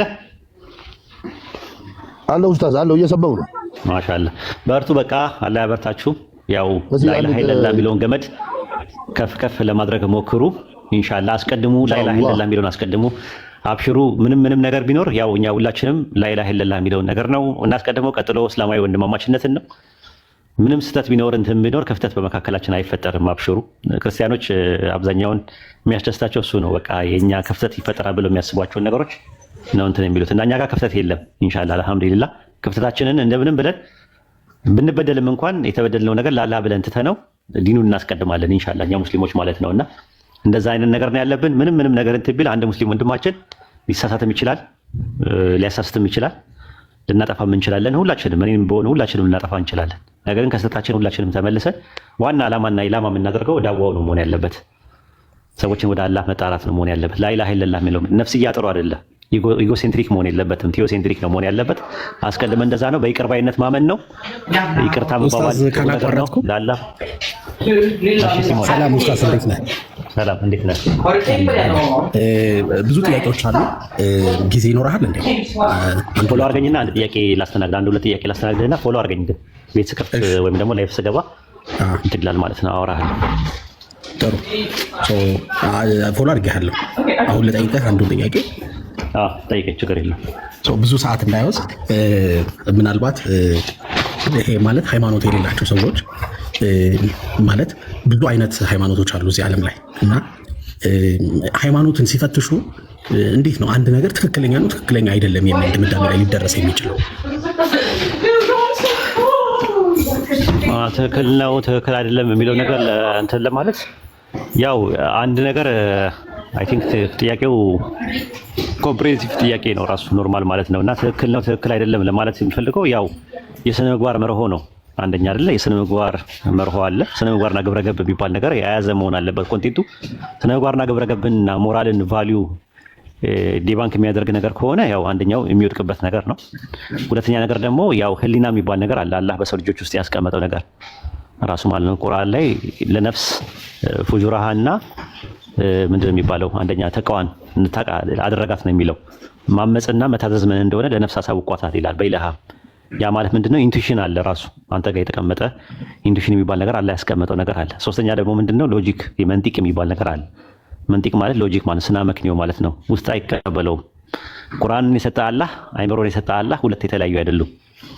ስለዚህ አይምሮ እንድጠይቅ እንድታሰላስል፣ እውነት ነው ሐሰት ነው ብለውን እንድታመዛዝን አይምሮን የሰጠ አምላክ ቁርአንን የሰጠ አምላክ ነው። ስለዚህ በአይምሮ መተህ ቁርአንን እፈትሻለሁ ብለህ ብትል ክፍት ነው። ራሱ ጠይቁ ነው የሚለው ቁርአን፣ ተመራመሩ ነው የሚለው። ተፈኩርና ተደቡር የሚባል ነገር ይፈቀዳል በኢስላም። ያው ስድብ፣ ትችት፣ ነቀፌታ፣ ማብጠልጠል፣ ማበሻቀጥ ምናምን ነው እንጂ የማይቻለው መጠየቅን ክፍት ነው። ራሱ ኦፕን ነው። ለትችትም ለሂስም ክፍት ነው እስልምና ማለት ነው። ስለዚህ አንተ ነው የምታመዛዝነው ማለት ነው። ስታመዛዝን ደግሞ ምንድነው? ሀቅ ነው። እውነት የሚባለው ነገር በሜታፊዚክስ ሪላቲቭ ነው አብሶሉት ነው በሚለው ነገር ክርክር አለ። ሪላቲቭ ትሩዝ አለው አይደለ? ቀኝ፣ ግራ፣ ፊት፣ ኋላ፣ ታች ላይ የሚባሉ ነገሮች ሪፈረንስ ፖይንት ስለሚወስን ሪላቲቭ ናቸው፣ አንጻራዊ ናቸው። እውነት ግን ፍጹማዊ እውነት የሚባል አለ። ቀይ ቀለም ጥቁር መሆን አይችልም። አሜሪካ ሲገባ ስሙ ነው የሚለያየው። ሬድ ይሉታል እነሱ፣ ኢትዮጵያ ደግሞ ቀይ ይሉታል። ቀይ ቀይ ነው፣ ቢጫ ቢጫ ነው። አብሶሉት ትሩዝ ነው እና አብሶሉት ትሩዞች አሉ። እነዛ ነገሮች የምትቀይራቸው ነገሮች አይደሉም፣ ከተፈጥሮ ጋር አብሮ የተያያዙ ነገሮች ስለሆኑ ማለት ነው። ሌላው እንዳልኩ እውነት የሚባለው ነገር ኦብጀክቲቭ ትሩዝ እና ሳብጀክቲቭ ትሩዝ የሚባል ነገር አለው በሜታፊዚክስ ራሱ ማለት ነው። ኦብጀክቲቭ ትሩዝ የሚባሉት ይሄ አሁን የምናያቸው ነገሮች ሲሆን፣ ሳብጀክቲቭ ትሩዝ ደግሞ እኔ ቀይ ወጥ እወዳለሁ ብዬ ብል አንተ አልወድም ብለህ ብትል ከሁለታችን የትኛው ነው ትክክል? ሁለታችንም ትክክል ነን። አሞኛል ብለህ ብትል ሐኪም ቤት ሄደህ ተመርምረህ በሽታን ባያውቀው ሐኪሙ አንተ አልታመምክም ማለት አይደለም። በቃ እንትን ነው ቤዚክ ቢሊቭ ነው የምትለው። ቤዚክ ነው ራሱ ቤዚካል ነው ራሱ ቢሊቭ የምታደርገው ነገር ማለት ነውና እንደዚህ አይነት ነገሮች ተደማምረው ይሄ ነገር ትክክል ነው ይሄ ነገር ትክክል አይደለም የሚለውን ለጥናት ለምርምር ክፍት አድርጎታል ማለት ነው ኢስላም። ሰዎች ራሳቸውን እንትን እንዲሉ ማለት ነው። አቅልና ነቅል የሚባል ነገር አለ። አቅል የሚባለው አይምሮ የሰጠ ነገር ከሁሩፋት ወይም ደግሞ ሚቴዎሎጂካል ተረት የሚሆኑ ነገሮችንና ሱፐርስቴሽን ወይም አጉል እምነት የሚባሉ ነገሮችን አሽቀንጥረ እንድትል አይምሮ ሰጥተዋል። አቅል የሚባለው ማለት ነው። ነቅል የሚባለው ደግሞ በአይምሮ ማትችላቸው ነገሮች፣ ከአይምሮ በላይ የሆኑ ነገሮች፣ ኮምፕሬንድ የማታደርጋቸው ነገሮች፣ ታይም እና ስፔስ ባውንድድ ያላደረጋቸው ነገሮችን ነገር እንድትቀበል የሚያደርግ ደግሞ ነቅል የሚባል የእውቀት ክፍል አለ ራሱ ማለት ዲቫይን ሬቪሌሽን የምንለው ማለት ነው። እና ከዛ አንጻር ነው ጥያቄን በትክክል አድሬስ አድርጌው ይሁን አላውቅም። ጥያቄ ኮምፕሬስ ጥያቄ ነው። ቆንጆ አድርገህ ያብራራኸው። አሁን ባልከው መሰረት ኦብጀክቲቭ እና ሰብጀክቲቭ ትሩዝ አለ አልከኝ። ሰብጀክቲቭ ትሩዝ ማለት የራስህ ኦፒኒየን ማለት ነው፣ ወይም የአንተ ሀሳብ የሚጨመርበት ከሆነ ሰብጀክቲቭ ይሆናል። ግን አንተ ብትቀበለውም ባትቀበለውም እውነትነቱን የማትሽረው ከሆነ ደግሞ ኦብጀክቲቭ ትሩዝ ነው። በዚህ እንስማማለን አይደል? አሁን ባልከው ኦብጀክቲቭ ትሩዝ ያው በተፈጥሮ ላይ ያለ ነገር ነው፣ የምትቀበለው ነገር ነው። ግን እንዳልኩ ምርምር ሊፈልግ ይችላል፣ ያልደረስክበት ነገር ሊኖር ይችላል። ሰብጀክቲቭ ትሩዝ ደግሞ እንዳልኩ ጣዕም ነው። ለምሳሌ ቀይ ወጥ ወዳለው አልጫ ወዳለው ምናምን ፊሊንግ ማለት አንተ ጋር ያለ ግን ማያጣላ ማለት አንተ ጋር እና ያለው እኔ ጋር ያለው የተለያየ ሆኖ በመለያየቱ ሪዋርድ ኤንድ ፓኒሽመንት የሌለበት ጉዳይ ማለት ነው። በጣም አሪፍ። አሁን ኦብጀክቲቭ ትሩዝ ኤግዛምፕል ለምሳሌ ፊዚካል ሎዎች ኦብጀክቲቭ ትሩዝ ናቸው አይደል? አሁን ለምሳሌ ግራቪቲ የመሬት ስበት አንተ ብትቀበለው መሳቡን አያውቁም። አሁን አንተ እስልምና ኦብጀክቲቭ ትሩዝ ውስጥ ነው የሚመደበው ብለህ ነው የምታስበው? ኦብጀክቲቭ ትሩዝ ነው ግን ፍሪ ዊል ላይ ቤዝድ ያደረገ ነገር ነው። ፍሪ ዊል የሚባል ነገር ማለት ነው። አሁን በዊል የሚባል ነገር 3 አይነት ዊል አለ አይደለ? ካቴጎሪካል ዊል፣ ምንድነው የኮንሴፕቹዋል ምንድነው የኢንቴሌክቹዋል ዊል እና ሶስተኛው ደግሞ ምንድነው የሚባለው ሴንሴሽናል ዊል የሚባላል። ሴንሴሽናል ዊል የሚባለው አኒማል ያላቸው ናቸው። ዊል አላቸው፣ መብላት ይፈልጋሉ፣ ይጠጣሉ፣ ይበላሉ፣ መጥፎ ነገር ያደርጋሉ፣ ይናከሳሉ፣ ይባላሉ። መጥፎ ነገር ሲያደርጉ ግን እንትን አይሉ ማይነስ ውስጥ አይገቡ ወይም ደግሞ ፓኒሽመንት የላቸውም። መላእክቶች ደግሞ የኢንቴሌክቹዋል ዊል አላቸው። አላህን ይጠይቁታል፣ ያመሰግኑታል፣ ያመልኩታል በዊላቸው። ግን የነሱ ዊል ምንድነው? እንትን የለውም፣ ሽልማት የለውም፣ ሪዋርድ የለውም። አመስግናችሁኛልና የሆነ ነገር ሽልማት ልስጣችሁ አይልም። የሰው ያለው ዊል ካቴጎሪካል ዊል ነው። ካቴጎሪካል ለማውጣት ከሚረዱ መንገዶች አንዱ አሁን ዓለማችን የደረሰችበት ትልቁ ፖይንት ሳይንቲፊክ ሜተድ ነው አይደል? ሳይንቲፊክ ሜተድ አንተ የምትቀበለውን እኔ ብቀበለውም ባልቀበለውም ኤክስፐሪመንት ተደርጎ ቼክ ሊደረግ ይችላል። አሁን ህንድ ያለ ሰው እና ቻይና ያለ ሰው ወይ ኢትዮጵያ ያለ ሰው በአንድ ለምሳሌ ተርሞዳይናሚክስ በሚባል ሎ ሊጣሉ አይችሉም። ቢኮዝ ሁለቱም ቴስት አድርገው ሴም ሪዛልት ስለሚያገኙ። ሃይማኖት ሲሆን ግን ሰብጀክቲቭ ሪያሊቲ እንዳትለው ብዙ ሰዎች ሃይማኖት የሚጋሩት ፖይንት አላቸው። ኢንተርሰብጀክቲቭ ሪያሊቲ ነው ብዬ ነው የማስበው። ምን ማለት ነው ኢንተርሰብጀክቲቭ ሪያሊቲ ማለት? ሰዎች ተስማምተው አምነውበት በራሳቸው አብረው የሚያገኟቸው ሪዛልቶች ይኖራል። የጋራ ፊሊንግ። አሁን ለምሳሌ ቅድም ሰብጀክቲቭ ትሩዝ ላይ ስታወራ ምናልክ ፊሊንግ በቃ ኦፒኒየን ምናምን ሰብጀክቲቭ ትሩዝ ነው። ኦፍኮርስ ትክክል። ለምሳሌ እኔ የምወደውን ነገር አንተ ውደድ ማለት አልችልም። ሃይማኖትም ለምሳሌ አንድ የምንግባባበት ሃይማኖት እንዳይኖር ካደረገው ነገር አንዱ ሃይማኖት ራሱ ሰብጀክቲቭ ሪያሊቲ ነው። ነገር ግን ሰብጀክቲቭ እንዳትለው ደግሞ ግለሰቦች ብቻ አይደሉም፣ ሚሊዮኖች ቢሊዮኖች አንድን ሃይማኖት ፎሎ ያደርጋሉ። ኢንተርሰብጀክቲቭ ሪያሊቲ የሚባል ኮንሰፕት አለ። አይ ዶንት ኖ ታውቃለህ ብዬ አስባለሁ። አሁን ኢንተርሰብጀክቲቭ ሪያሊቲ ምሳሌ ለመስጠት የኢትዮጵያ ብር ለምሳሌ ቫሉዌብል የሚሆነው የኢትዮጵያ ቴሪተሪ ውስጥ ነው። አሁን ሱዳን ብትሄድ ወረቀት ነው የኢትዮጵያ ብር፣ ግን እኛ ስለተስማማንበት ቫልዩ ሰጥተነዋል ብሩን ማለት ነው። ኢትስ አወር ኢንተርሰብጀክቲቭ ሪያሊቲ ያ ብር ማለት ነው። ተስማምተንበታል። አንተ ብትቀበለው ባትቀበለው 100 ብር ነው ቫልዩ። በቃ የ100 ብር ነገር ይገዛላል። ኬንያ ከሄድክ ግን አልቀበለውም ካላይ አይቀበለውም። አሁን እስልምናም ኦር ክርስትናም እነዚህ ሃይማኖቶች በአድቫጊታም አሁን ቅድም የጠቀስካቸው ማለት ነው የቡድሃም የሂንዱም የሌሎቹም እምነቶች እምነቱ ተቀባይነት እስካገኘ እዛ ሰው አይምሮ ውስጥ ነው እንጂ የሚሰሩት ከዛ ሰው አይምሮ ውጭ ከሆኑ ፓወር የላቸው። አሁን እንዳልኩ አይነት ኢንተርሰብጀክቲቭ ሪያሊቲዎች ማለት ነው እንደ ገንዘቦቹ። አሁን ኦብጀክቲቭ ትሩዝ ነው ካልከኝ ባይ ዘ ዌይ ኡስታዝ በሆነ ሜቶዶሎጂ ዩ ሹድ ፕሩቭ ኢት ባይ ዘ ዌይ የሆነ ማለት ሳይንቲፊክ ሜቶዶሎጂ ተጠቅመህ ፕሩቭ ልታደርገው ይገባል እስልምና ኦብጀክቲቭ ነው ካልክ ማለት ነው። ወይም አንተ ደግሞ እንደዛ ማድረግ ከቻልክ ማለት ነው ማንም አይከራከርህም። ባይ ዘ ዌይ የሃይማኖት ክርክርም አይኖርም ነበር። ሁሉም ሰው እስላም ይሆን ነበር ኦብጀክቲቭ ትሩዝ ቢሆን ኖሮ። ገብቷል? ለምን ኦብጀክቲቭ ትሩዝን ማውጫ ሜቶዶሎጂ አለ ዓለም የሚስማማበት፣ ወይም አሁን ሂውማኒቲን ፎርዋርድ የወሰደ ሜተድ አለ ኦብጀክቲቭ ሪያሊቲ የምናወጣበት እና አይ ዶንት ኖ እሱ አይጋጭብህም ወይ ነው ጥያቄ። አሁን ካልከው ሃይማኖትን ከኦብጀክቲቭ ሪያሊቲ ቴስት ለማድረግ ኦብጀክቲቭ ትሩዝን ከፊዚካል ፐርሰፕሽን ጋር ስላገናኘው ነው እንጂ ፊዚካል ፐርሰፕሽን ያልሆኑ ግን ኦብጀክቲቭ ትሩዞች ሆነው የምንቀበላቸው ሳይንቲፊካሊ ነገሮች እኮ አሉ አይደለ? አሁን ቴንሽንና ኮምፕሬንሽን ኮንቨርጅ እና ዳይቨርጅ ከፊዚካል ፐርሰፕሽን ጋር ይገናኛሉ።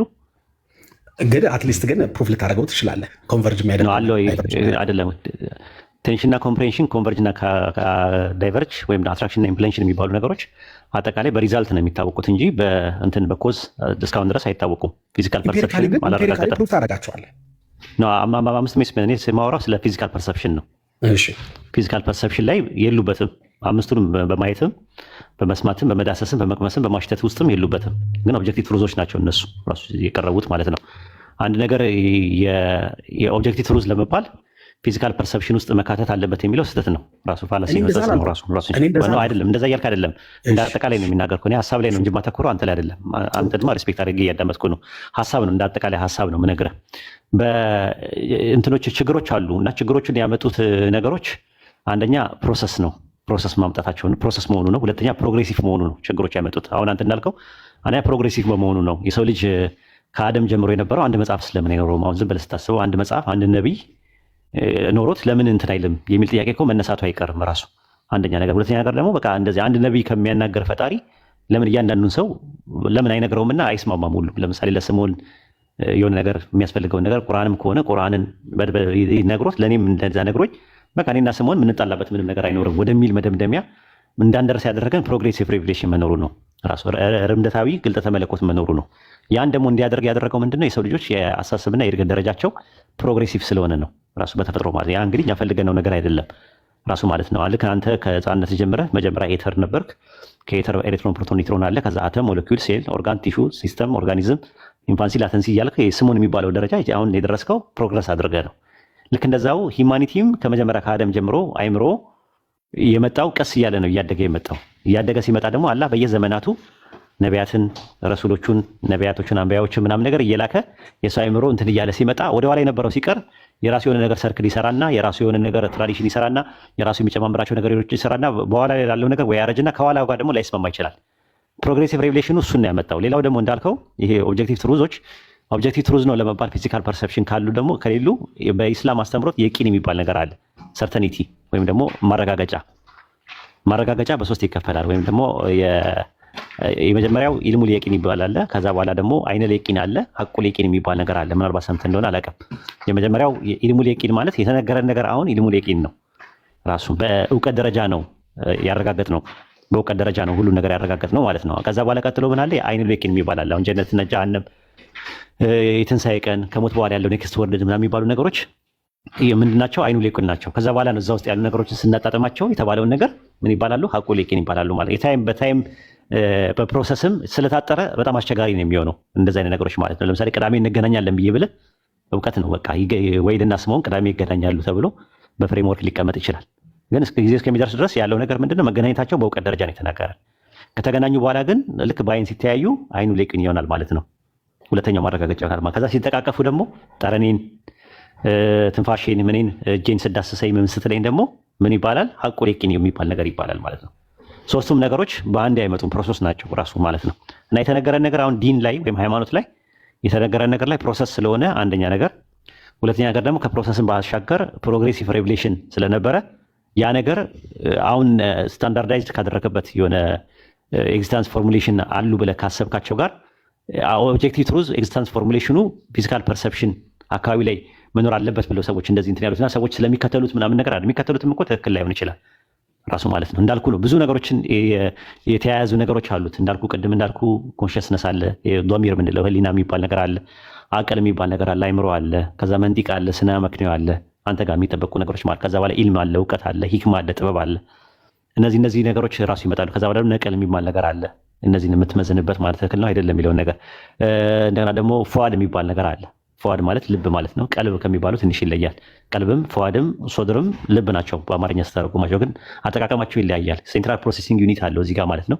ዲያግኖሲስ የሚያደርግበት ፕሮሰስ የሚያደርግበት ነገሮች አሉት። የእንትኖቹን ታውቃቸዋለህ ራሱ ሌየሮች አሉ። ሶስት አይነት ኢነር ሌየር አለ፣ አውተር ሌየር አለ፣ ሂድን ሌየር አለ። አሁን ኢነር ሌየር ላይ ያለው ከውጭ ወደ ውስጥ የሚገባው ነው፣ ኢንፑት የምታደርጋቸው ነው። አውትፑት የምታደርጋቸው ደግሞ አውተር ሌየር ናቸው። ሂድን ሌየር ደግሞ የሚባሉ ደግሞ አሉ። መሀል ላይ ራሱ ጄኔሬት የምናደርግበት ነገር ማለት ነው። ሰው ከእንስሳ የሚለይበትም አንተም ከኔ የምትለይበትም እኔም ከአንተ የምንለይበትም ነገር ማለት ነው። እና እንትኑ ሰፊ ነው ያነሳቸው ነገሮች እንዲሁ ዝም ብሎ በግርድፉና በሌጣው ለማውራት ተፈለገ እንጂ ኢንሻላህ ሌላ ቀን ደግሞ ደርዝና ፈርጅ ባለው መልኩ እናወራለን ማለት ነው። አሁን እንዲሁ ዝም ብሎ በመደዴና ሽርክት ነው እያወራ ያለሁት። ኢንሻላህ ርዕስ በርዕስ አድርገን ሁለት ጥያቄ ጠይቃለሁ ብለህ ግን እንትኑ በጣም የሚጥም ነገር ስለሆነ ያወራው ነገር በጣም ኮምፕሬሲቭ ኢሹ ስለነበረ ሰፋ ባለመልኩ ሄደንበታል ማለት ነው። እና በጣም ነው አመሰግነው ስለነበረን ቆይታ። ማጠቃለያ ሰራበት የምትፈልገውን ነገር ሀሳብ ካለ መልካም ኡስታዝ። በቃ ያንተን ጊዜ ላለ ማለት በሚመችህ ጊዜ አንተ ላይፍ ስትገባ አደራጅቼ ጥያቄዎችን በደንብ እንትን እልሃለሁ፣ በደንብ ቻሌንጅ አደርግሃለሁ። ያው በደንብ እንድትዘጋጅበትም ይሄ ኦብጀክቲቭ ትሩዝ የሚለው አንድ ርዕስ ሆኖ ሌላ ደግሞ ተጨማሪ እስልምና ወይም ቁርአንን ኦብጀክቲቭሊ ትሩ ነው ወይም ትክክል ነው የሚያስብሉት መስፈርቶች ደግሞ አሉ አይደል? አይ ቲንክ ይሄ እርስ በርሱ ኮንትራዲክት አያደርግም። ራሱ እስልምና እዛው መጽሐፉ ላይም ቻሌንጅ አድርጓል። እንደዚህ አይነት ኮንትራዲክት የማያደርግ መጽሐፍ ከቻላችሁ እስኪ ሞክሩ የሚል ቻሌንጅ አለው ይመስለኛል። እሱ ራሱ ትክክለኛነት ማረጋገጫ ነው ተብሎ ይቀመጣል። ሌሎችም ላይ ይሄ ሬቨሌሽኖች ለምሳሌ ትንቢቶች ምናምን ነገር ይፈጸማሉ። አሁን ሳይንስ ያገኛቸው ከዘመናት በኋላ ግኝቶቹ ቁርአንን መጀመሪያ ትንቢያቸዋል የሚባሉ ኢሹዎች አሉ ምናምን። ግን እነዛ በሙሉ መስፈርቶች ማን ነው ለትክክለኛነቱ መስፈርት ነው ያለው? ራሱ መስፈርቱን ራሱ ማን ነው አውጪው? አንድን መጽሐፍ ትክክል ነው ትክክል አይደለም ለማለት ራሱ ያን መስፈርት ያወጣው ማን ነው? መስፈርቱስ ልክ ነው ቢዮንድ መሆኑ ነው። ቢዮንድ አወር ኮምፕሬንሽን ስለሆነ ነው እንደዛ የምንለው። ቢዮንድ አወር ኮምፕሬንሽን የሆኑ ነገሮች አሉ። ከዲቫይን አንድ ነገር የሚያስብለው ነገር ቢዮንድ ሱፐርናቹራል የሆኑ እንትኖች አሉ አይደለ? ለተፈጥሮ ከሆኑ ነገሮች ሲሆንብህ ነው እንደዛ የምትቀበለው። ያ ነገር ትክክል አይደለም ነው የሚለውን ነገር እንትን ማለት ትችላለህ። ግን እንደዚህ አይነት ነገሮች አሉ። አሁን ትንቢትን የነገን ማወቅ ማንም አይችልም። ሴጣን ራሱ የነገን አያውቅም። በዛ የትኛውም ስኮላር ይስማማሉ። ሊበራል ስኮላሮችም የኮንሰርቫቲቮችም ወይም ደግሞ ሀራውያንም የወጋውያን የሚባሉ ምሁራኖችም ይስማማሉ። በዛ ሴጣን የነገን አያውቅም ነው ዋናው ነገር። ፍጥረት ፍጡር የሆነ ነገር አያውቅም። የነገን ማለት የዛሬ 10 ዓመት ፕሪዲክት ማድረግ የሚችሉ ነገሮች ሳይሆኑ ፕሪዲክሽን ሳይሆኑ ፕሮፌሲ የሆኑ ነገሮችን ግን አያውቅም ነው። ቁርአን ደግሞ ገይባት የሆኑ ነገሮችን የሩቅ ነገር ሚስጥሮችን ይዟል ነው አንደኛ ነገር። ሁለተኛ ነገር ደግሞ እንዳልከው ሱረቱል ኒሳ ምዕራፍ 4 ቁጥር 82 ላይ ኮንትራዲክሽን የለም፣ አምጡ፣ ቻሌንጅ አድርጉ፣ አስተንትኑ ይላል። ሶስተኛ ነገር ደግሞ አምሳያውን አምጡ ይላል። የቁርአንን አምሳያ አምጡ ሲባል ምናልባት አሁን አንድ ሰው የሚያስበው ቁርአን በአላህ ስም እጅግ አዛኝ በሆነው የሚለውን በኢየሱስ ስም እጅግ አዛኝ በሆነው ምናምን ብሎ አምጥቶ የቁርአንን አምሳያ አመጣው ሊል ይችላል። ግን ቁርአን አምሳያይን ሲል የንግግሩን ነው አምሳያውን አምጡ ይላል። በንግግሩ ውስጥ ራሱ የሚካተቱ ነገሮች አሉ። ራሱ ሐረካት፣ ተንዊን የሚባሉ ነገሮች መዶች አሉ። ራሱ የባለ 2 ሐረካት፣ ባለ 4፣ ባለ 6 ሐረካት ቁርአን ያመጣው ነገር ማለት ነው። ከዛ በኋላ ደግሞ ወደ ሱኩን ደግሞ ኢዛሃር፣ ድጋም፣ ቁጥበ ጀድ፣ ቀልቀላ፣ የርመሉን ምናምን የሚባሉ አሉ። ከዛ ደግሞ ሙሸደዶች አሉ፣ ተሽዲድ የሚባሉ ሸዳዎች። እነዚህ ነገሮች ራሱን ይዞ ቁርአን ይዞ መጥቷል። ራሱን ይዞ የንግግሩን አምሳያው ቢጤ የለውም ብሎ ይዞ መጥቷል። ልክ እንደዛውኑ እናንተም ደግሞ ንግግር አምጡ ነው። ማምጣት ማንም ሰው አይችልም ብሎ ቻሌንጅ ያደርጋል። ራሱ አምሳያውን አምጡ፣ ካላመጣችሁ ግን ከሞከራችሁት ራሱ ቅጣት ራሱ አላችሁ። ከሞከራችሁት አይመጣም። ሞክሩትና ግን ሞክራችሁ ካላመናችሁበት እናንተን ካላችሁት ቅጣት ነው የሚጠብቃችሁ ይላል ቁርአን። ለምሳሌ በዚህ ደረጃ በጣም ከባድ ነገር እንደሆነ የቁርአንን አምሳያ ማምጣት አትችሉም ማለት ነው እንትን የሚለውና ምን ለማለት ፈልጌ ነው? ብዙ ነው እንትኑ ዘርፈ ብዙና ፈርጀ ብዙ ነው። ራሱ እንትን ነው ይሄ ምንድን ነው የሚባለው? ዘርፈ ብዙ ነው ራሱ ደርዘ ብዙ ነው ራሱ። ኖርማሊ እንትኑ ራሱ ኮንቴንቱ ሰፊ ነው። ራሱ ሰፊ የሆነ ነገር እንደዚህ ጨመቅ አድርጎ ለማቅረብ ትንሽ አንደኛ ጊዜም ይፈልጋል፣ ሁለተኛ ነገር ደግሞ ጥናትም ይፈልጋል እንዳልከው የአይነት ነገር ነው። እና እንደዚህ ተፈኩርና ተደቡር የሚያደርግ ነገር ደግሞ እኛ በጣም የምንወደው ነገር ነው። ያው እንዳልኩ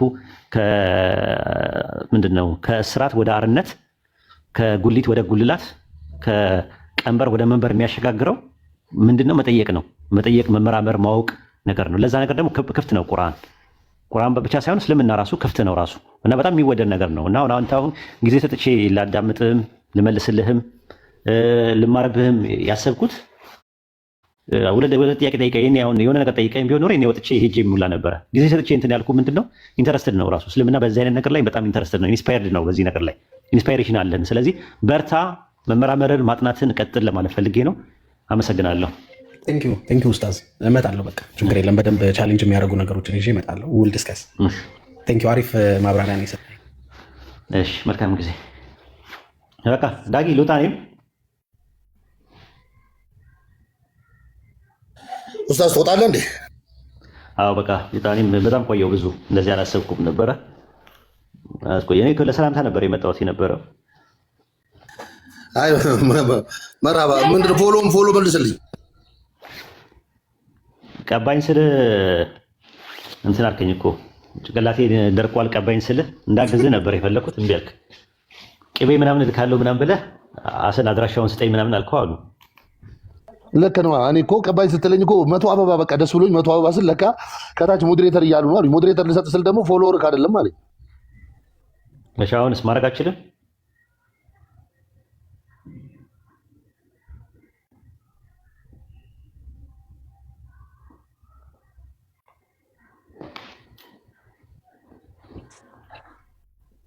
ሊኩ ቅድም የኔን ከምትል ለውስጥ ሰጠው ብዬ ነበር። የሆነ ጥቅስ ነበር ነበር አረቀብቻለሁ። ሻሰል እኔ እኮ አድሚንነትን እኮ እንደሰጠኝ የፈለኩት ኦፓልን ብሎክ ለማድረግ ነው። በየቦታው አድርጉ የምለው ኦፓልን ስለማልችላት ነው። የሆነ ነገር ቀድሜ ብታደርገኝ ብጠልፈኝ ተቀብቻለሁ እኮ ኡስታዝ። በቃ በቅድመ አስረዳኸኝ እኮ። መከላከል ነው የምታወቀው። ማውረድ እንጂ ከገጽ ማውረድ እንጂ በቃ ብሎክ ማድረግ አልችልም። አንችናል አዎ እንትን ማድረግ አልችልም። ዳጊ ያስበላኸኝ። እሷ እኮ ተቀናቀነኛለች ብዬ እኮ ነው እሷን ፈርቼ በቃ ስል መጣች። ደግሞ ገጽ ላይ መጣ ቁጭ አለች። በፀባይ ነው ያስኳት። ካልሆነ ግን ያው ለእሷ ያለህን አመለካከት ስለማቅ በሁለታችሁ መሀል ማንም አይገባም። ታፋጥጠኛለች ብዬ እኮ ነው።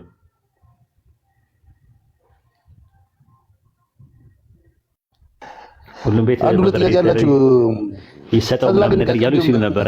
እኔ ለኦፓል ብዬ ነው እንጂ አልፈልገውም። ራሱ ሲሞን እኮ አለ ኡስታዝ አጠይቀውም ሲሞን ምን አልከኝ? ሲሞንን እስቲ አንድ ጥያቄ ጠይቋ። ያንተን ሰምተናል። እስቲ እሱ ሲሞን እኮ ወጣ ያለ ነው። ሲሞን ወጣ ያለ ነው። ሲሞን የኛ ሰርክል ነው። እንደ ሲሞን ያሉ ሰዎች ምንድነው ጊዜ ነው የሚያስፈልጋቸው። ጊዜ ሰጥተህ አውርተህ ምን ብለህ ወጥተዋል። ከእነዚህ አይነት ነገር ወጥተዋል። ከጉሊት ወደ ጉልላት ውስጥ ነው እነሱ ያሉት። ከእስራት ወደ አርነት ውስጥ ነው ያሉት። እና እንደዚህ አይነት ሰዎችን አሁን ሃይማኖት በላይ እንዳላደረጋቸው። ሃይማኖት እኮ አንዳንድ ሰዎች መርዝ ነው ይላሉ። ራሱ መርዝ የሚሆንበትም አጋጣሚ ያህል ያስርሃል። ራሱ ለብዙ ነገር አይምሮን ያስርህና በቃ ክፍት እንዳትሆን ያደርጋል። ሃይማኖት በጣም አደገኛ ነው። ራሱ እንትን ካለ ማለት ከአላህ ዘንድ ካልሆነ ከአላህ የሆነ ሃይማኖት እንደዛ ነው። ሃይማኖት ሲሞት ልክ እንደዛ። አሁን ለምሳሌ አሁን አንተ ዳጊ አካልህ ህያው የሆነው በእንትን ነው። ሩህ አንተ ውስጥ ስላለ መንፈስ ስላለ፣ መንፈስ ከሌለ አካልህ ይሞታል። ሬሳ ነው የምትባለው፣ ይሸጣል። ሃይማኖት ስፒሪቹዋሊቲ ከሌለው መንፈሳዊነት ከሌለው የሞተ ነው። ራሱ ይሸጣል። ራሱ መንፈሳዊነት ማለት ነው። መንፈሳዊነት ውስጡ ከሌለው ስነ ምግባርና ግብረ ገብ ከሌለው ይሞታል። አይጠቅምም፣ ጥቅም የለውም። ስለዚህ ብዙ ሰዎች በካልቾ እያሉ ነው ያሉት ሃይማኖትን። ለምንድን ነው ወደው አይደለም። እና ቆም ብለው መፈተሽ ነው ያለባቸው ራሱ ማለት ነው። አትመራመሩ ይሏቸዋል፣ አትጠይቁ ይሏቸዋል። እንዳይጠይቁ ይደረጋሉ፣ እንዳይመራመሩ ይደረጋሉ። ምንድነው እንትን የምትፈላሰፈው ምናምን ነገር ይለዋል። ክፍት አያደርጉም፣ ኦፕን አያደርጉም። ያ ነገር ደግሞ ጎድቷቸዋል። ሌሎች ብዙ ሰዎች ከእቅፋቸው እንዲወጣ አድርገዋል። ብዙ ሰዎች ደግሞ የሚሰልሙት ከዛ አንጻር ነው። አሁን ክፍት ስለሆነ እስልምና በዚህ ነገር ለእውቀት ክፍት ስላደረገ ለእንትኑ ከዛ አንጻር ይሰልማሉ ብዙ ሰዎች ማለት ነው። እና አይ ቲንክ ቢሰልሙም ጥሩ ነው። ግን ካልሰለሙም ደግሞ ተከባብሮ መኖር ይቻላል። የኦፓል ስንት ዓመቷ ነው? ዛቃት አልሰለመችም። ግን አለመስለሟ ያለን የጋራ እሴት ላይ ምንም የሚያጣጥለ ነገር የለም። የግድ ስላልሰለመች ስደባት፣ ንቅፋት፣ አታውራት፣ ወዳጅነት ጉርብትና አይኖር የሚል እንትን ጤነኛ አይደለም ራሱ። ይሄ ምንድነው? ሃይማኖት ያሰራቸው ሰዎች ናቸው። ሃይማኖት ማለት ማንሜድ የሆነ ሃይማኖት ያሰራቸው ናቸው። ሪሊጅን ማንሜድ የሆነ ሪሊጅን ያሰራቸው ሰው ሰራሽ የሆኑ ነገሮች ናቸው። የሞተ ነገር ነው እና ከሞተ ነገር ጋር የወጣን ሰው ደግሞ ዝም ብሎ መጨቃጨቁ ብዙ እንትን አይደለም ለማለት ፈልጌ ነው። ይሄን ይመስላል ዳጊሻ። እስልምና ግን ልጓም ነው። ከገባው ዳጊ ይቅርታ ዳጊ አንድ ሶስት ደቂቃ ሳይወጣ አሁን መጨረሻ ላይ የተናገራት ነገር ፈቀዳችሁልኝ ላውራ ዘመዶች? እንደው ኡስታዝዬ በጣም ቴንኪው ለማለት መጨረሻ ላይ የተናገርከው ነገር በጣም መሰረታዊ ነገር ነው። አሁን ቅድም አንድ ወንድማችን ጋር ስናወራ የነበረውን ጭቅጭቅና አትሞስፌር አይታችሁታል። አሁን ቀጣይ ከተወያየ ወንድም ጋር ደግሞ ምን አይነት ሰላማዊ ዲስከሽን እንደተደረገ ኦፓልም እኔ ኦፓል በጣም የሰለጠነች የተራመደች ነች። በአንድም በሌላ መንገድ ሃይማኖት የፈለገውን የሚያምኑበትን ነገር ሲናገር ነው የሚውለው የትኛውም ሃይማኖት። እነዚህ ደግሞ ወንድም እህቶች እኔም የድሮ ጀማዎቼ ናቸው። መጠየቅ መብት አለ። ለምንጠይቀው ጥያቄ መልስ መመለስ ካልሆነ በስተቀር ማናቀው ነገር ካለ አናቅም ነው እንጂ ለምን ጠየቁ ተብሎ ከነሱ ጋር መወያየትን ተጸይፎ እንደ ሰይጣን መቁጠር ተገቢ ነው ብያለሁ። እኔ ኡስታዝ እንዲህ አይነት ተራማጅ አመለካከቶች ሶርሱም ደግሞ ከእስልምና ጋር አያይዘህ የምታቀርብበት መንገድ ነው አንደኛ ልቤን የገዛኝና ቴንኪው ሶ ማች ለማለት ነው። እንደው አላህ ይስጥልኝ ኦፓልዬ፣ ድምፅሽን ስለሰማሁ ደስ ብሎኛል። ስሞንም ቴንኪው ሶ ማች ለማለት ነው። አመሰግናለሁ። እኔም ስላገኘሁ ደስ ብሎኛል። ሁሉ ሰላም። ተዋግተን ለማስመለስ ሚሽን እያዘጋጀን ነው። ግን ታገዱ እኛ ምንታገል በጣም ታስለመለም ያለውልህ ስለምልም ምን አይደል አትፍራት ነው ያለውልህ። ስለሳምና አንዳንዴ ቁጭ በል እና ሊያምታቱ ከሞከሩ እኔ ያለውልህ ራሱ ማለት ነው ባቢሎንና አይ እኔማ እነሱን ጊዜ ልውሰድ ብዬ ነው እንትናቸውን ስለማውቀው እነሳለሁኝ። ለጊዜው ዝም ብዬ ታዲያ ኡስታዝ ወሂድ ሲተኛ ጠብቀን ተድላን እናጠቃለን ይለኛል። ከኋላው እኮ አለው እኮ ከኋላው አለው ተድላ እኮ እንትን ነው። ተድላ ብዙ ነገር አይ ቲንክ ብዙ ነገሮችን ስላየ በእንትን ውስጥ ይሄን አድርግ ይሄን አታድርግ የሚባል እንትን አሁን አንዳንድ ሰዎች ይመጡና ፀጉሩን ተቆረጥ ይሉታል። ገና ሰልሞ እኮ ማታ ሰልሞ ጠዋት ላይ ፀጉሩን ተቆረጥ ብለውታል። መጥተው ፓንክ ነው ተቆረጥ ምናምን ብለውታል። መሰረታዊ ትምህርት መማር የሚገባው ፋንዳሜንታል የሆነ ቲቺንግ መጀመሪያ እንትኖች አሉ፣ ትምህርቶች አሉ፣ የአቂዳ ትምህርቶች አሉ። ከአቂዳ በኋላ ነው ወደ ፊቂ የምትገቡት። የአቂዳ ማለት ምን ማለት ማመን እንዳለበት ከዛ በኋላ የፊቂ ትምህርቶች ደግሞ አሉ። አተገባበሩ ቀስ እየተባለ ነው እና ፀጉሩን ተቆረጥ አለው አንዱ መጥቶ በንጋታው ፀጉሩን ተቆረጥ ነው ከሰለምክ ምናምን ነገር ያስቃሉ። ማለት አንድ ሰው ገና አዲስ ዓለም እንደሰለመች ሂጃብ አታደርግም። አይተሻት እንደሆነ በፊት ሂጃብ አታደርግ ምን አትልም። ጃፖኒ ሆና ፀጉሯን እንትን ምናምን እና ደስ ብሏት በቃ እኔ እንትን ምናምን ብላ ሂጃብ አድርጋ አባያ አድርጋ ዞር ዞር አለች። አረ ኡስታዝ ይቺ ልጅ አንድ በላት ሞዴሊስት ልትሆንብን ነው እንጂ እስልምና ልታበላሽ ነው አሉ መተው። መቼ ነው የሰለመችው ምናምን የዛሬ 2 ቀን 3 ቀን ምናምን በ2 ቀን በ3 ቀን ሂጃብ አድርጋ አባያ አድርጋ ስታሳያችሁ ማሻአላ ነው እንጂ ማለት ያለባችሁ እሺ ገና ቤቢ ናት ራሱ። እና እነሱ የሚመስላቸው በቃ አብረው ስለኖሩ ፊሊንጉን አያውቁትም፣ ራሱ ይሄ ቁስሉን አያውቁትም። ማለት በምን እንደቆሰሉ እነዛ ሰዎች ቁስል ላይ ነው ካያሉት፣ እነዛ ታማሚዎች ናቸው፣ ገና ናቸው። ረጋ ብለህ ነው ነገሮችን እንትን የምትለው እና ፓንክ ተቆርጠሃል ብሎ አስቆረጠው እንትና ማለት ነው ተርላን ማለት ነው። አንዱ አስቆረጠኛለ አታት ማንንም አትስማ። እኛ ሰርክል እነ ኢብራሂም እነ ኢምራን እኔ ምናምን አካባቢ ላይ ያሉ ሰዎች ጋር ብቻ አውራ፣ ከና ቡኪ ጋር ከነ ምናምን ጋር ስፈልግ አውራ። በተረፈ እነዚህ አሁን እንደዚህ የምታያቸው የፌስቡክ እንትኖች የፌስቡክ እና የቻት እንትኖች የሎቢ ጀግናዎች አናቃቸውም። ከበስተኋላ ምን እንዳረጉ ምን እንዳላቸው አይታዩም፣ በድምፅ አይሰሙም፣ ይጽፋሉ። ይሄን አድርግ ምናምን ነገር ኮሜንትም ይጽፉለታል ምናምን ነገር አንዳንዴ ይሉታል ራሱ ሌላው ዮኒ ማኛ መጣ ይሉታል። ራሳቸው እኮ ሙስሊሞች ናቸው እኮ ኦፓል ዮኒ ማኛ ይሄ ዮኒ ማኛን ያስታውቃል ማለት በጣም እንትን ነው። በጣም ማለት አሁን ይሄ ልጅ ልሰበር ቢል በብዙ ነገር መሰበር ይችላል። ግን እነዚህ አይነት ሰዎች አያውቃቸውም። የት አባታቸው ያውቃቸዋል? በቃ እኛ ነን ከኛ ጋር ነው እንትን ያለው ማለት ነው። ደግሞ የኛ ፋንታ አይደለም። እኛ መልዕክቱ ማድረስ ነው ራሱ። ያዋጣኛል የሚለውን ነገር አንድ ሰው ይከተላል። አያዋጣኝም ካለ ደግሞ ይሄዳል ራሱ። በቃ ምንም እኔ እንትን ብለው ነገር የለም። ራሱ የተለየ ነገር የምታሸረግጅለትም ነገር የለም። እንደገና ደግሞ ባላንስ ማድረግ አለብሽ ራሱ ማለት በቃ ባላንስ ለሰው ልጅ የሚገባውን ነገር ፍቅርም አክብሮትም ሰተሽው ትሄጃለሽ። ጀለም ብሩት የሚያስመስሉት አለ አንዳንዴ። አዎ የሆነ ነገር ከሌ ጋር ምናምን ሁሉም ሰው እንደዛ ነው ማለት አይደለም። በቃ አለቀ። አንድ ሰው ተሳሳተ ሁሉም ሰው ይሳሳታል ማለት አይደለም። ማለት ጥንቃቄ ባላንስ አድርጎ አክብሮት አድርጎ ወደ ትምህርት ገበታ እንዲመጣ እዛ የተጎዳበትን ነገር ደግሞ እዚህ እንዲታከም ማድረግ የመሳሰሉ ነገሮችን ማድረግ እንጂ የሆነ ዱላ አንስቶ ለደብድብህ አይነት ነገር እሱ አይሰራም። 21ኛው ክፍለ ዘመን ላይ ነው ያለ ነው።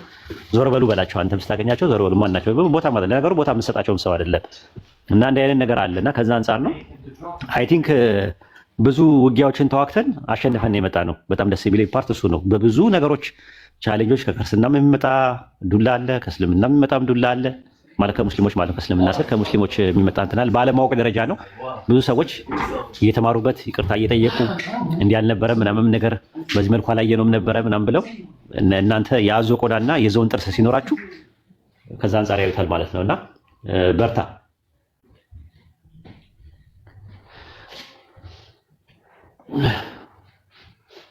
እስቲ አብዱ መርካቶን አስገቡልኝ አንዴ ለአንድ ጉዳይ ፈልጌው ነበር።